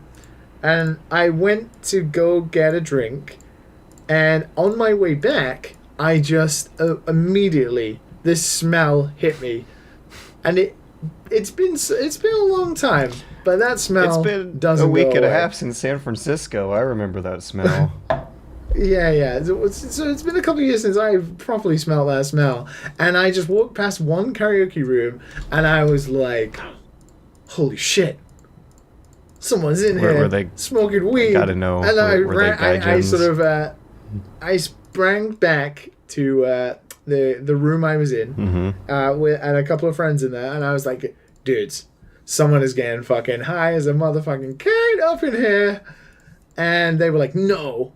And we immediately walked out, and it was just like right in your face. It was so strong, so strong. And we like sort of like police hounds sniffed around until we found the source. And we like had a little peek in, and it was Japanese, Really? young Japanese. It was They young weren't Japanese dudes. gaijins? No, it was young Japanese dudes. And this is the thing, right? 3 a.m. in a karaoke booth in the middle of Kyoto, like only a couple of staff working. Those staff will have never have smelt that smell ever. So do you think they just wouldn't know? Because I was about to ask, like, They just is wouldn't it know. bad enough that they'd get kicked out? They would just be like, someone's eating something funky for sure. Wow. Like they just definitely just do Ignorance not know. is bliss. Ignorance is bliss, and it's like 3 a.m. It's like barely anybody's there, and I'm just like, holy shit! I haven't smelled it so strong in so long, and I was just laughing. I was like, damn, kind of jealous. I understand. You could just do the vape pens and stuff like that, man. I mean, it's not the same. But Yeah, not in Japan, man. Not in Japan. But yeah, Japan and drugs. Don't do it. Otherwise, your Olaf career will be over. Get Olaf. On a sliding scale of depressed rich people, there's this Japanese actor who I've never heard of this guy. He seems like he's fine. He did a drug test some day. I'm sure it was a very, very long time ago through some very responsible consumption, a little bit of cocaine that showed up on the test. And then on the next spot scale up, George already has beef with. there's someone who there has been a brief Twitter beef with before. Someone who does face a lot of criticism towards the very creative originality of his blockbuster products. For potentially having. And that's Randy Pitchford, who announced Borderlands 3 this week, which is good for those fans. Can we go in a little bit into how, for those who are unaware of how Gearbox and Randy Pitchford announced Borderlands 3? There were some frame rate issues on the video player, I heard. Oh. No, it was a PAX presentation, like a live stage show, and like they announced a couple of other things to do with like Take-Two, 2K, and like what's going on with Gearbox, and there's like Risk of Rain 2, which is cool, and there's like some other stuff, and then then proceeded to happen. I think it was like the 40-minute Randy Pitchford show where he did magic tricks. Oh no, like the webcam girl he likes so much. Wait, what? To his adoring audience, he was loving it. And then they announced Borderlands 3 with the most boring trailer in existence. And yeah, the frame rate is jittering. Their laptops couldn't handle the 4K presentation. So- how does that stuff make it out? What got confirmed today is the dreaded Epic Store exclusivity deal.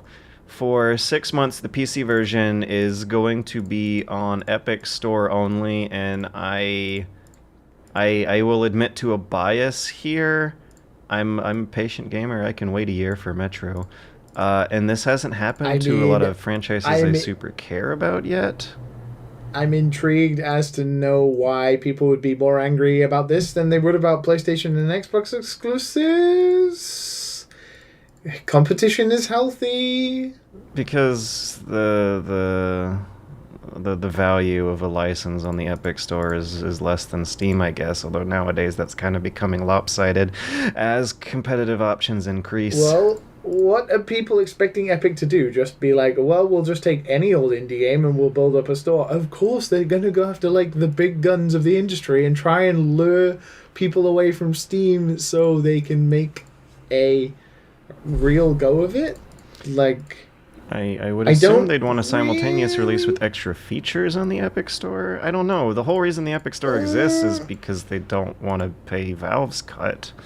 It's not exactly something for the consumer. It's more for the company. But Epic will be paying Gearbox like hundreds of thousands of dollars for it to be exclusive. So it's not only that. It's like Gearbox not only have that. Epic not only have to like cover Gearbox's lost revenue on Steam essentially, but also like this is going to damage like reputation with Valve. Like for every developer who does this, it will sincerely, unless they're like, you know, untouchable developers that we're pissed at you, but you know, we're forgiven. Like Gearbox, I don't know. I think Valve, you know, probably bigger than Gearbox, all being told. So it's probably going to damage their relationship. So like money can kind of cover that a little bit, but Epic have got to be paying a lot of money for developers to be being swayed. And it seems like a lot of developers are being swayed. So I imagine it's a lot of money that's being thrown around. And that's just the same as like when PlayStation was like, we're going to snap up all of these exclusives and we're going to pay all of this money for like Bloodborne and stuff like that. It's kind of the same thing, just people think because it's on a central device like a PC, maybe it shouldn't be this way, but it's not really any different. It's still a storefront like a PSN or an Xbox thing. I mean, it's not. The problem appears when you look at it from the perspective of the consumer. It's extra steps to take, it's extra software to install, it's a less versatile license when there is less cross-platform compatibility between it and Steam. But Steam is like, if you let Steam have everything, then, you know, the shit show that Steam was in. And that's the conundrum that happens when you look at it from an industry insider perspective, is that Steam's monopoly is not good and needs to be shaken up. And But it's not good for the consumer either, at all. Yeah, I think there's not an easy way to explain like, I don't why really I'm know. not Like, I don't think it's good. I don't think it's particularly good that we still have exclusives in this day and age anyway. But unfortunately for platform holders, like that's how they survive, because that's how you draw people into your business. It's like any other business on the planet. So maybe we need to drastically rethink the system in which we incentivize businesses to exploit their industries. Well, I think that's ultimately the really complicated problem that's going to be highlighting like paradoxes like this. Like I don't think this is straight good or bad. It's a paradox of the system that might eventually go away with some thinking on a lower level. I mean, it's probably not going to go away at all. You're going to have subscription-based stuff that comes out that's all going to have different stuff as well on top of that. And then, you know, it's just going to become more splintered across. So unless it's strange. a enterprising company uses some innovation to create features that give consumers power and leverage across all these different platforms and stores, and I think that's what's eventually going to happen. The industry will like start adopting cross-platform codes and licenses where buying a game on Steam or buying a game during the exclusivity period on Epic Store for a boost in sales to Epic would have the code roll over later on for when you want to play it on Steam and just can't be bothered to install different software and launcher. Like, there's got to be some solution. You will have already had it for the 6 months of exclusivity anyway, if you bought the game. That's the premium. Anyway. That's what the Epic exclusivity deal should be providing. The problem is it doesn't work like that from the consumer's point. They can get options elsewhere. The idea Do you buy games on GOG? Not really. GOG? Have you? I have before, yeah. Have you bought games on Origin? I have, yeah. And you can use those like GOG, sometimes you can use the codes on Steam, right? Yeah, it's a case-by-case basis. Depends more on what store you buy the code from.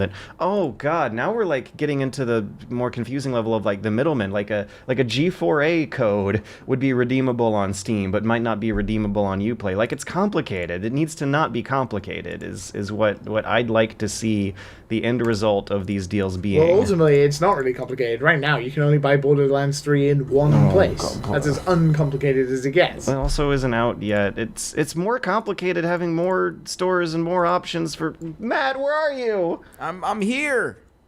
I'm here, friend. Do you see a problem with this, Matt? Am I alone in this? Do you see the problems in this, Matt? Okay, I'm back. I'm back. Hello. Hey. Hey. So, okay, the pitch of Epic Store exclusivity for Epic's advertising purposes would be talking about how you can buy the game before you can on Steam, when everyone knows they would have had a simultaneous launch. But what good does that do? The vacuum Epic? of a market from a year ago. It stifles competition. It gives them a worse deal. And I think in the short term, I thought you were all for, like, not giving one company all the power. Sure. But Valve will have all of the power. They did, and, well, They were both bad for consumers and bad for developers. It's interesting how this conversation has developed, because if you scroll down, you see that 30% is from a comment in the Kotaku article, a commenter saying 30% is an insane royalty rate, and they only got away with it because there wasn't an alternative. Now there is. When I remember back in 2004, when Valve was launching Steam, 30% was considered an insanely good rate, and that it was going to make a lot of games exist that would not be able to get box distribution deals at all, and that's totally true. Yeah, but that doesn't mean you still don't improve. That's being, like, settling. Yeah, that's people had to give up a lot to adopt digital distribution as a mainstream normal way of buying games, and ideally offsetting the price of box distribution and printed discs. It's kind of like arguing that the supermarket you always go to that is kind of shitty and like doesn't have very good, doesn't have very good offers. Then a new supermarket opens up that is a little better. And It's like not- complaining about that being open. Yeah, because you would have had $300 worth of permanently existing, always But it doesn't- refilling You had groceries in one of the stores. Publix It's not the gift card. same. No, a Publix rewards card. At Publix, Like, and you had all you these don't points that buy- you could use at Publix, but Kroger opened up, and you're like, man, Kroger has all this stuff over there, and Publix doesn't right now. If they gave But you what a if, like, ticket They to got take the an vegan orange out of cheese the over machine, there. You know what I'm saying? The vegan if they cheese. gave you a But what if cheese they ticket, you wouldn't want to walk over to the other one. The businesses don't work the same. They're like working with post-scarcity, with artificial scarcity on their supply side, but the regular old mechanics of supply and demand on their demand side. But they're also giving you like free stuff, I mean, What? I don't. Origin did. I don't know particular- if Epic gives away free stuff yet. Yeah, Epic gives a free game out every month, that's right? right. Yeah, and they're usually a good Yeah. one. Right. Yeah. Subnautica was one of those. Let's be honest, they're not exactly doing this the bad way. Well, they're also they're- selling your data to Chinese hackers. Well, what have Valve been doing? What else is Neither new? of them are great, and people are going to have to Neither of them are suffer great. until the industry figures all this bullshit out, because there's got to be a better way. And I can't imagine I this think, being like, sustainable if it's not found. I completely agree with you on that. I'm just intrigued as to why people are more angry about this than they are about the exclusivity on platform. Oh, yeah, well, I would assume that's because that really intrigues me. It's like, oh, Bloodborne is on PS4. Well, I just PC won't play it. gaming nurtures an environment of exclusivity and elitism because it's expensive and hard to get into, and you spend a lot of time in a room by yourself on the internet. Unless exclusivity was a thing. Yeah. Like the new God of War. Somehow I don't think Borderlands 3 is a great example, though. Because Borderlands 3 obviously exists. It's intriguing because it's a weird thing where exclusivity means that money gets thrown at people to make stuff that wouldn't necessarily be greenlit. Yeah, unless under the condition of exclusivity. So there's a lot of games that people don't realize, for example, like Bloodborne and stuff like that just wouldn't exist, or they would not be in the forms they are. Because usually platform exclusives get a lot of money thrown at them. That reminds me of your Stadia exclusive last week. Like you are working for a company that is building a game off of Stadia exclusive features.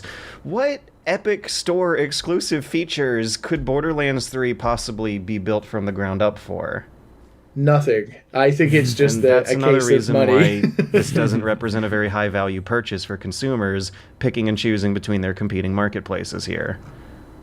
Well, that's the thing, is it doesn't matter, or other than installing a new storefront to the consumer, it is of no change. That's still a big click. Like in a lot of internet marketing terms, there's this saying that there's two costs on the internet: free and not free. And just asking people to like take out their credit cards to send over 1 cent for a purchase versus a free one is a big step for attracting consumers, and that's the step that represents installing the Epic Store. I'd be intrigued to know like how many accounts there are already for the Epic Store. Like I have no idea, but I would be intrigued to know if it's in the millions already. I suppose a year to a year and a half from now they'll have to release numbers if they're publicly traded, which I think they are.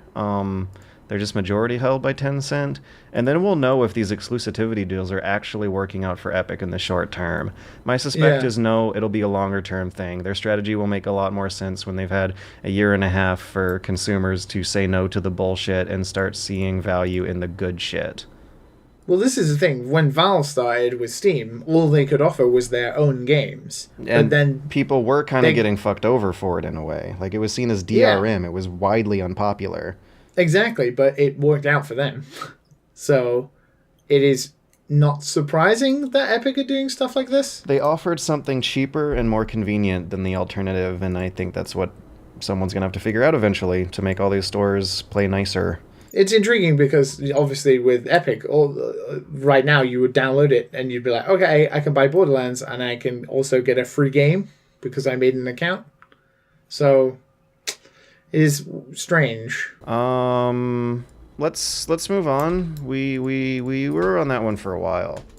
Yeah. It's an intriguing thing that's happening because Epic seem to be very aggressive, very very active. Let's put it. So explain this to me, Notch. Yeah, Notch has not been active over the past few years. Matt, do you know where Minecraft came from? From the little game developer named Notch? The moon. The moon? The moon, Matt. It was the moon. When a man and a woman love each other very much, a magical stork creates Minecraft from nothing. Was it the sun? Was the sun the dad? I'm assuming the moon was the woman. Should I assume the moon was a guy? Are you talking about the son or the dad or the son? Yeah, so a Minecraft update rolled out that includes, among various features, disinclusion of mentions of Notch from the title screen splash screens. You guys remember those? So it'll say in the upper right corner, like, made from 0% gluten, with text, like, zooming in and out. as like a product feature kind of bubble. Sometimes they'll say things like "made from Notch" or "brought to you by Notch," and they've taken those out. Notch is still in the credits, but I guess they want to avoid the untimely brand associations that come from concerned parents Googling who this Notch is playing this Minecraft game that their kids love so much. Because let's see what happens. Notch, Google. Scroll down a bit. Minecraft creator Notch under fire for transphobic tweets. Wow. Gay Star News. That was just like 4 results down. Wow. He's not been his best self for many, many years now. Yeah. Okay, all right. I haven't been following Notch, so explain that to me. Very, very condensed layman's version. Notch I think he's kind of gone crazy. A lot of money from changes people. Both from Minecraft becoming successful in itself, and then especially from the Microsoft buyout. And in addition to that, he's gone through a lot of personal troubles over the previous few years, one of which involves a divorce. In addition to that, he's gone through a lot of major news scandals back a few years ago. I remember things starting looking a little fishy around the time he outbid Jay-Z for a house outside LA that was valued in the untold millions of dollars. Since then, he's become kind of a Twitter shit stirrer. What do you call a personality? I don't know if I want to call Notch an influencer, but he's tweeting about how the QAnon conspiracy theory is legit, which I believe is the string of allegations that led to someone shooting up the roof of the Comet Pizza Parlor restaurant in Washington, D.C. because 4chan internet rumors had susceptible, gullible people believing it was a ring for child sex trafficking. And he's definitely on the internet a little too much these days, to put it bluntly. What is this tweet? Notch says, "You're absolutely evil if you want to encourage delusion. What happened to not stigmatizing mental illness?" Oh, he's talking about trans people. Oh God! That they need to be stigmatized for it. Like, he thinks he's helping them by being brutally honest and saying they have mental illnesses. Oh no! Not realizing that he's just insulting them and being transphobic. Yeah. A lot of people use the word brutal honesty when they just kind of want to say their quick assumptions they haven't really fully researched into the science behind of. Anyways, I want to know. They probably kept him in the credits because there is probably somewhere in the rights deal that he sold to Microsoft that he is still credited legally somewhere. So they've probably just done the bare minimum they can. I am of the opinion he should be. It's a completely accurate statement, preserving it for future historians. People need to know Notch made Minecraft. People need to know so that Notch can become a cautionary tale for the future. Yeah, but you've got to remember that, Minecraft is used by millions of children. Yeah, which I bet fuels them wanting to take it off of the front page at least. Well, it's not. Yeah, it's like, oh, who's the guy? Let's Google him. Oh, he's this guy. Oh, he made a game that I love. Now it's time to be like this. I mean, kids are very smart these days. I doubt that all of them are just gonna turn into some evil, transphobic, monsters. I don't know. If you really liked Minecraft and you were 10 years old and you found on Twitter the guy who made your favorite game, if Shigeru Miyamoto was oh no, I really fucking hate people who are not the sex they were assigned when they were born, and then you were like, oh my god, I love Miyamoto. Maybe he's right. Smiley video game Japanese toy maker magic man Shigeru Miyamoto tweets, quote, "Fuck all the cats, kids. Just fuck them. Just go have sex with your cats, kids." Quote. Imagine the headlines. Timmy, what are you doing? God, thank fucking God Miyamoto has not gotten in trouble for this shit. Jeez. Yeah, that's right. Eminem made me do it. Notch made me do it. Oh my God. Violent video games made me do it. Because someone told me on the internet they made me do it. Point is, talking about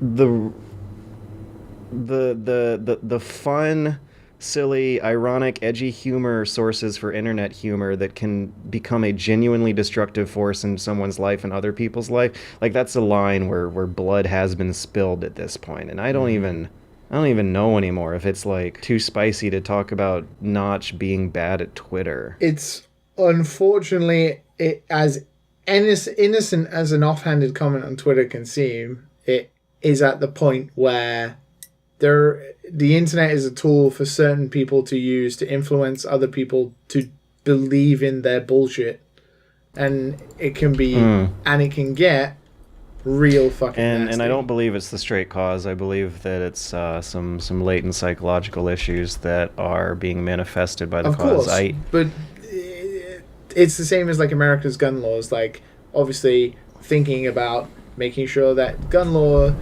buying guns is harder for people who have registered mental illnesses and stuff like that. It's kind of the same. Just if it's easier to get hold of, and those people are already, in some capacity, unable to make judgments about stuff. Right. I watched the Netflix documentary on the Flat Earth movement, Behind the Curve, and a thread that you saw with a lot of the people they interview who are big parts in the movement is that they have quirks. Like, they have an extremely obsessive interest in not necessarily disproving what they initially want to debunk, but more like an extreme case of confirmation bias, plus some kind of childhood gullibility, plus an extreme isolation on the internet that has them genuinely ignorant and uninformed as to how the professional world works, how much fact-checking and peer review there is in the academic and scientific communities that make a lot of the research that informs modern assumptions of the status quo. They don't know the processes behind it, and they assume it's a conspiracy because, to be fair, questioning authorities is a big part of our culture, what we're supposed to be doing anyway. It's complicated, but also not. Yeah. It's a complicated problem that has manifested in very simple, morally binary examples of not great behavior, many of which has been exhibited by Notch. I mean, I just saw a tweet where he said that people should get shot and die. He calls them a cunt if they don't believe in celebrating straight pride 365 days of the year. Like, who the fuck? How does that make sense, and who gives a fuck? And also, this is your professional brand of, like, your product, and you're worth billions of dollars to the kids. Yeah. People with money always tend to mess up. I don't know why. It's a good thing we're poor then, Matt, isn't it? Yeah, it's a good thing. Was I was supposed to clap the air too? No, that was a high five to you, my friend. High five for being poor. So we should do some quick questions. I'll save the longest one for the last one. Let's speed this train up. I am tired. I worked 13 hours today. We got 3 questions from listeners this week, and first one is in from Eric B. Eric B asks, looking at the top 20 best-selling games of 2018, a majority of them use killing other people as one of its central mechanics. Oh, God, no. I'm not one to advocate getting rid of video game violence, but I'm rather curious on whether you think the act of targeting and neutralizing another living being is inherently a good basis for creating fun game mechanics. Let's see this list here. I'm looking at Red Dead Redemption, number 1, of course. Call of Duty, Black Ops 4. Then you got NBA, Madden, blah, blah, yeah, blah. yeah. See, there's still sports. There's still sports, which I think is great fodder for the discussion here, because I think the concept and the problem ultimately boils down to how easy is it to gamify things that are not violent conflicts. But then you got... And sports do it. Far Cry, God of War, Monster Hunter, Assassin's Creed. At least in Monster Hunter, you're killing animals. Grand Theft Auto. I mean, you still got the Mario Kart and FIFA, but then you have the Battlefield 5, Call of Duty World War 2, Dragon Ball Z. And I wonder how different thousands of years of history would have had to look for our collective culture to not jump onto violence and killing as an easily gamifiable conflict. Yeah, it's difficult because the core of video game design is that the player has to have a challenge to overcome, and it is hard to make something like a challenge that isn't just beating something, I don't know, like out of existence. Something that doesn't want to get beaten too.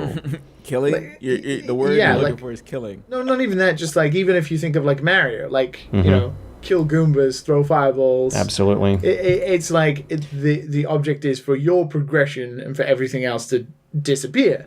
Like it's really hard to think. You know, maybe games like Papers, Please, where the object is to Do paperwork good. But yeah, like not even that. Just not focus upon beating someone else, but that's more not appealing like to the mainstream Yeah. audience, though. Papers, Yes. Please. You know, you need something. well, I don't know. That game sold millions. So Did it? There were yeah. Nice. Oh yeah. Nice. Like 3 mil, I think. How many something It like was that. it was finished pretty it, 'cause I sure enough did not. I still know what you mean. It wasn't on store shelves across the world. Yeah. Yeah, I mean, it's not Madden. I get it. Yeah, I get it. It's not Madden. like, okay, like, is it because something is something we like or we grew up with, you know, like watching action movies, or is it because it's just fun and there's nothing else to replace it? Like, what is it? I would say a lot more of the first than the second.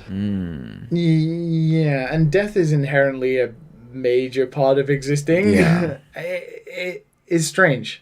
And death is like the It- biggest it's- challenge, isn't it, really? When thinking up rules, like what's gonna spook the player of this immersive world I've put them in, fucking dying is like a pretty clearly explainable one.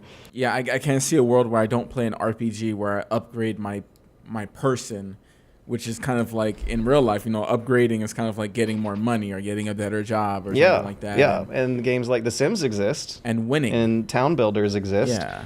And the games that are sandboxes that have a lot of non-violent mechanics exist, and I will always... Like, you want to talk about reviewers having biases and stuff, I will always give more of a look to a game that has pacifist or non-violent combat options versus standard issue shooter versus like standard genre gaming. I guess I'll call them genre games at this point. Genre action games are something that I don't know if they'll last like an entire century or lifetime like they want to, so much as we might see games gamify more mundane conflicts throughout life. Like even Sekiro, I think, is a step in this direction, where the combat system is built to fetish the lethality of the sword's blade, where every single hit doesn't actually represent blade entering flesh. It's gamifying the more nuance that a sword fight is supposed to have versus attack value and HP value, and ending it at that. Like even something like Undertale. Well, it's strange because like even in Sekiro, a lot of stuff in From games kind of feel dehumanized. Like Oh, even in this the game, zombie where AI, they're very where monsters. they're very clearly Japanese, but a lot of it is like their faces are quite obscure, they're quite dirty, and it like they're like the character models are kind of like not crisp. I've noticed that. There is like a weird like dehumanity to all of it. They look monstrous. Yes, there is a lot more like I'm overcoming like a monster compared to like I'm killing a bunch of Japanese people. Oh boy. Yeah. I actually True that. wondered how differently FromSoft would handle like the repetition of violence and the way they treat death if real people are involved. And nope, not really. They just still stand in one spot and charge you to their deaths. Yeah, I want to see more games where the bad guys just straight up run the fuck away. Why doesn't that ever happen? I played a game recently. How like that. they sometimes do, and like how much weirder does it feel when you're shooting a bad guy who's running away versus Red Dead all does that. 100% of the video game violence being self-defense? That's absurd. That is not how wars in real life work. Like you're supposed to be able to surrender according to the Geneva Convention. Yeah, Red Dead does that. He plays around with that. Good. Yeah, run away. Having more options to overcome like traditional obstacles would be better. Yep. But it's kind of like a point where, same as kind of like TV and movies, it's like we have what sells. Everybody's used Because to they it. grew up on it. And at some point there had And to have been a patient it's been zero. proven to be successful. Yeah, video games. We already have things, like, we already have learnt the lessons, like, you know, going from, like, Quake to Doom to Call of Duty. We've learnt the lessons and the nuances of how to get this kind of stuff right.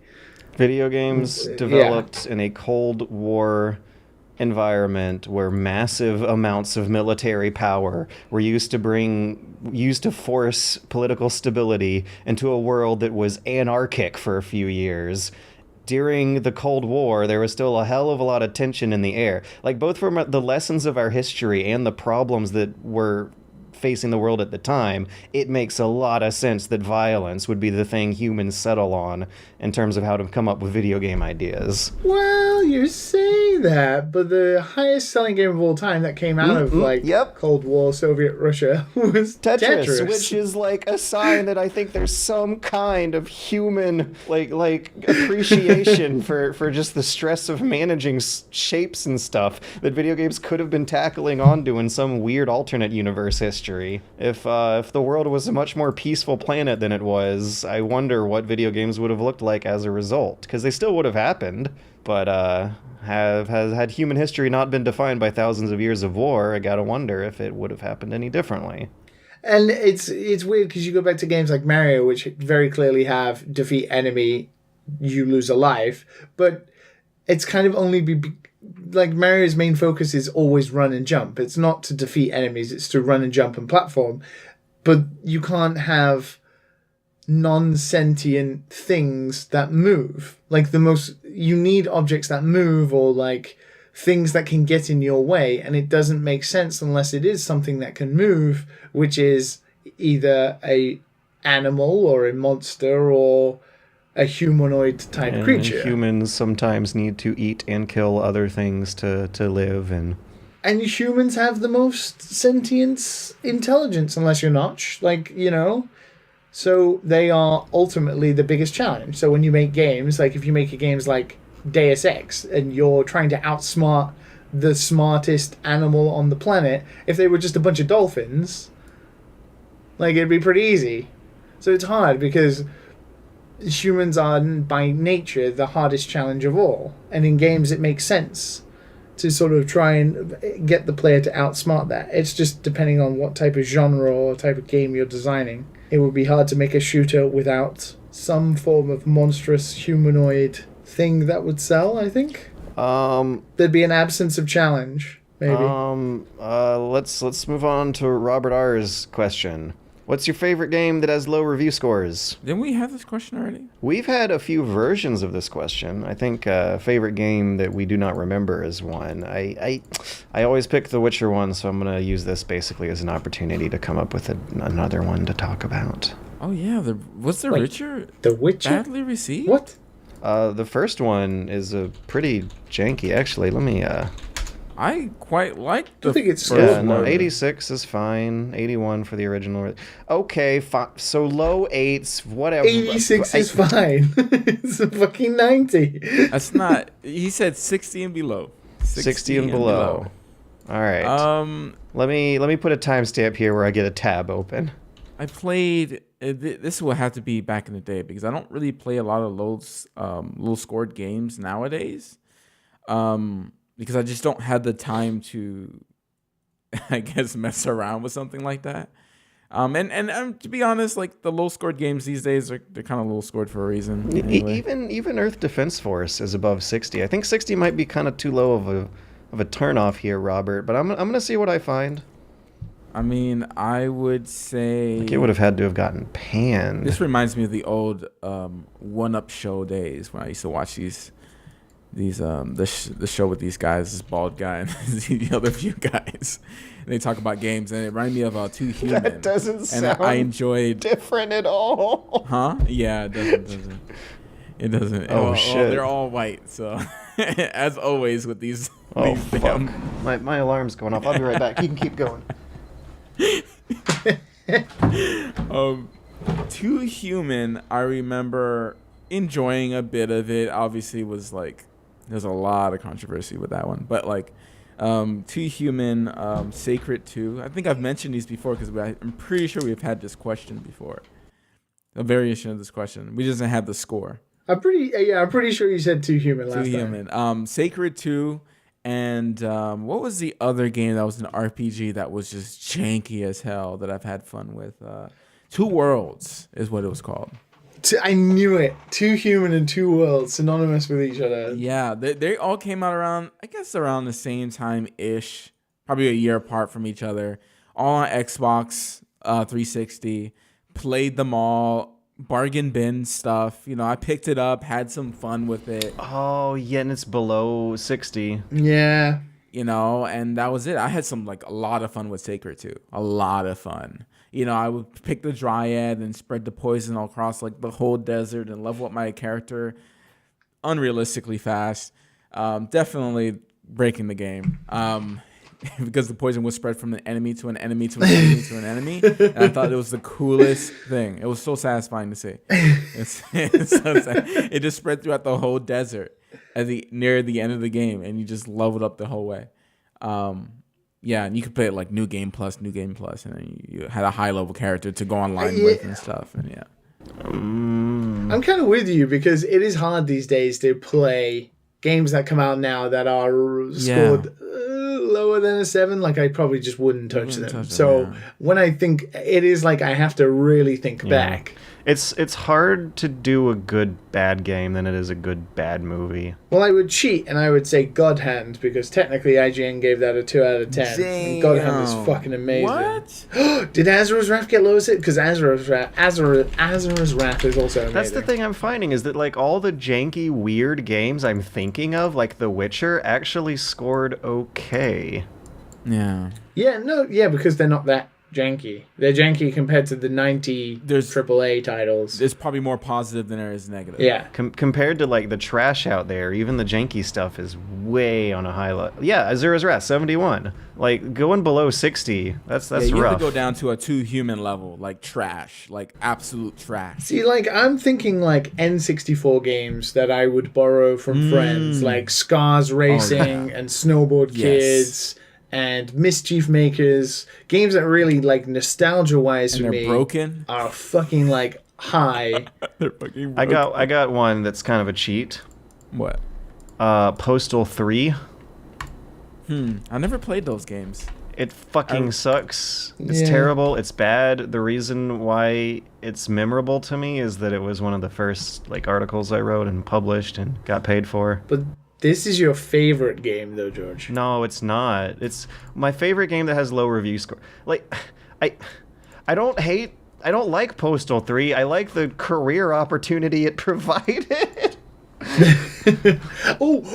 I know what my favorite game is that got lower than 60, I imagine. Yeah. I haven't checked, but I actually really liked Red Steel. Red Steel, the Wii swordy shooty. The Wii samurai which shooty I bet game. still got better scores than you think it did. No, I think I definitely think it's got to be lower than 7. 63. Yes. So you're right, but it still wouldn't count for Robert's category. I mean, it's close enough. Right? It's so close. I enjoyed my time with Red Steel quite a bit. I'm pretty sure I could find a few that back for sure because I didn't look at scores back then. I was just playing games. I played a lot of movie games, a lot of trash back in the day.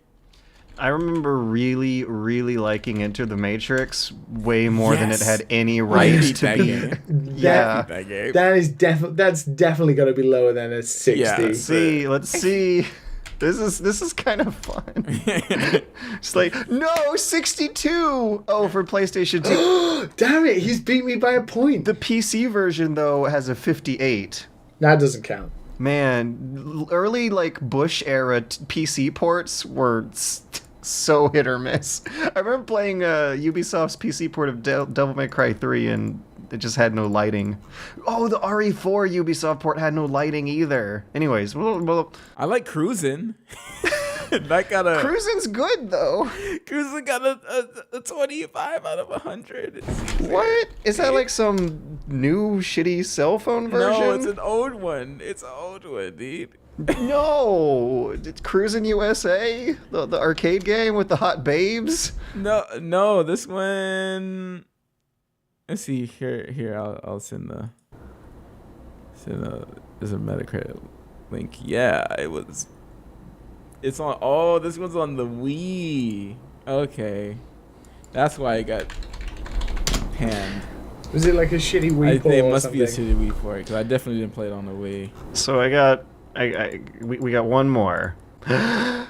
Matt N asks, if you could have a game set in any specific part of the world during a certain historical period, what setting would it be and why? I'll let George have up to 5 answers because I feel like he'll have an aneurysm if he has to narrow it down to 1. No, fuck you. I'm gonna pick 1. Oh wow! I wonder why this question got in. I'm gonna pick 1 to get us started off with. It also nicely folds into the previous discussion on nonviolent mechanics. I'm wondering why there hasn't been a game that A, takes place like along the Silk Road of the ancient medieval world, like trade between Asia and Europe, and B, why a management like economic sim, like a town builder or something, taking place in that setting doesn't exist, because I imagine there would be a lot of interesting decisions to make and a lot of interesting trivia to dive into and a lot of even like interesting conclusions to come to about how cultures develop and wars are won and lost based on the spice trade.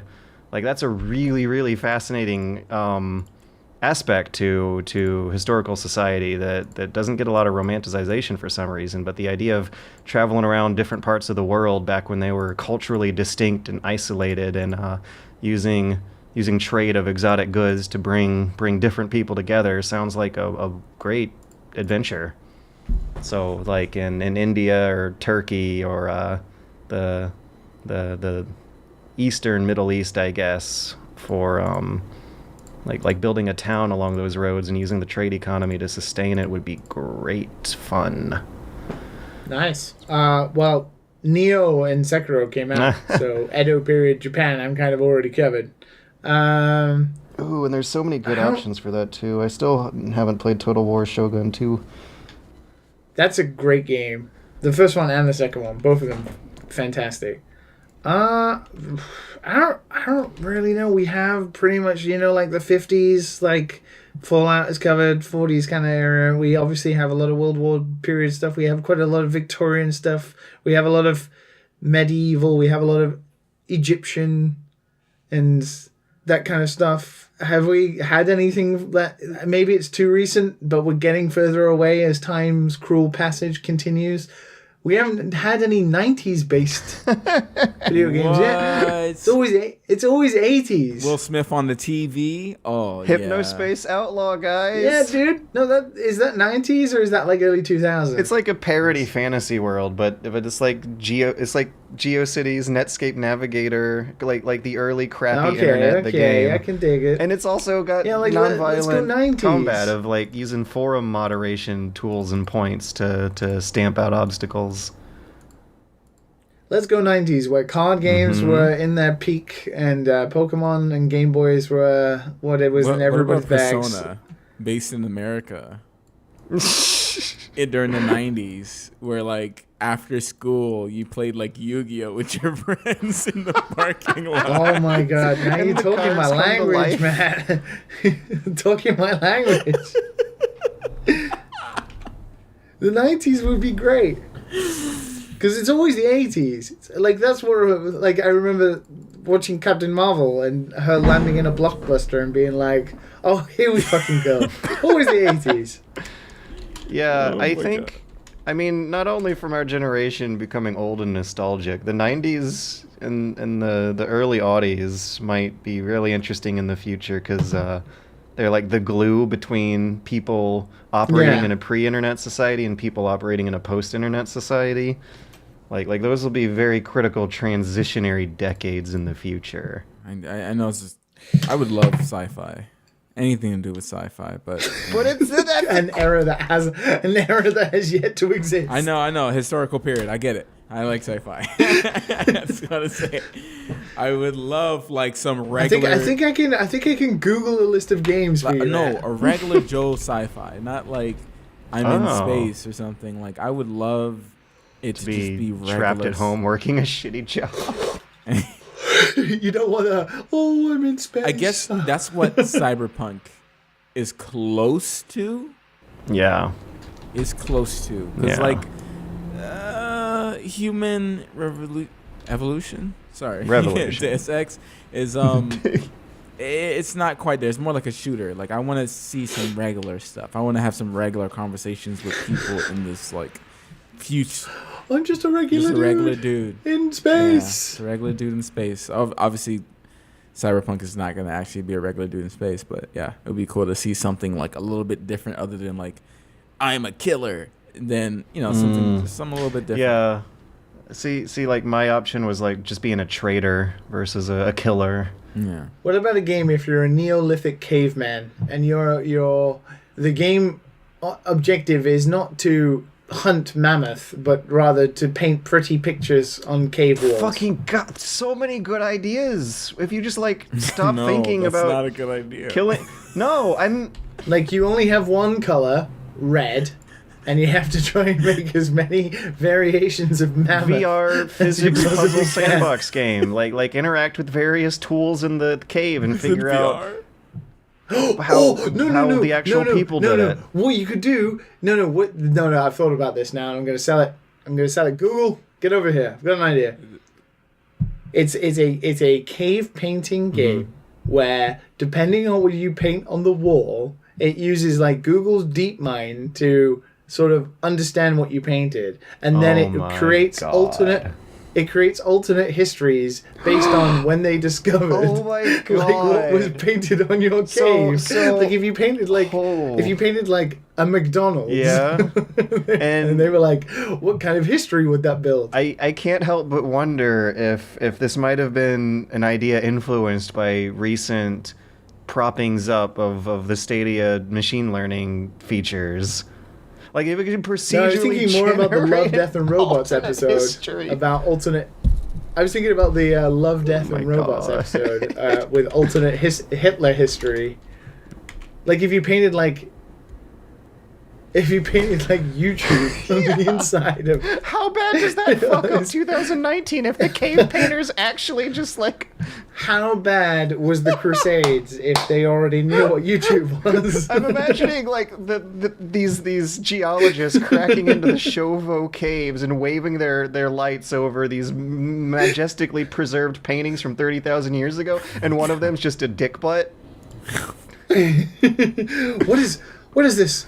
Subscribe to Bunny Hope. And then the game procedurally generates an alternate human history where everyone decides that I don't know, eating dirt is great. And that's just how human society develops, because the cave paintings used slightly different shades of red when writing subscribe to Bunny Hop on top of a dick butt. Oh my god. It seems in human evolution our penises got smaller because these caveman penises are massive. Holy shit! What you're actually giggling at is a very, very serious thing that very serious PhD professors have had to judge. Like the penis sizes on artifacts to like figure out how their society understood sexualization. Wait, there's a picture over here of a caveman making out with a mammoth. It seems we crossbreeded back in the day. But what is YouTube? What could they possibly have been imagining? Was YouTube the local poop god? And it's just storyboarded out like a YouTube poop. Just in caveman paintings. Oh my God. It's a storyboard of a YouTube Okay, poop. I don't even care if this is the last thing I say before I die. Ancient Aliens YouTube poop is hilarious. Well, Google, call me. Call me in the morning. I wish I could stay awake and play Sekiro, if I'm honest. Send in your questions to dadandsonspodcast@gmail.com. Don't forget to like and subscribe us on all of the available platforms, including iTunes, SoundCloud. Don't forget to pimp my SoundCloud. Are we on anything else? Forget. LiveJournal. Oh yeah, YouTube. What is SoundCloud? Was SoundCloud their local butt deity?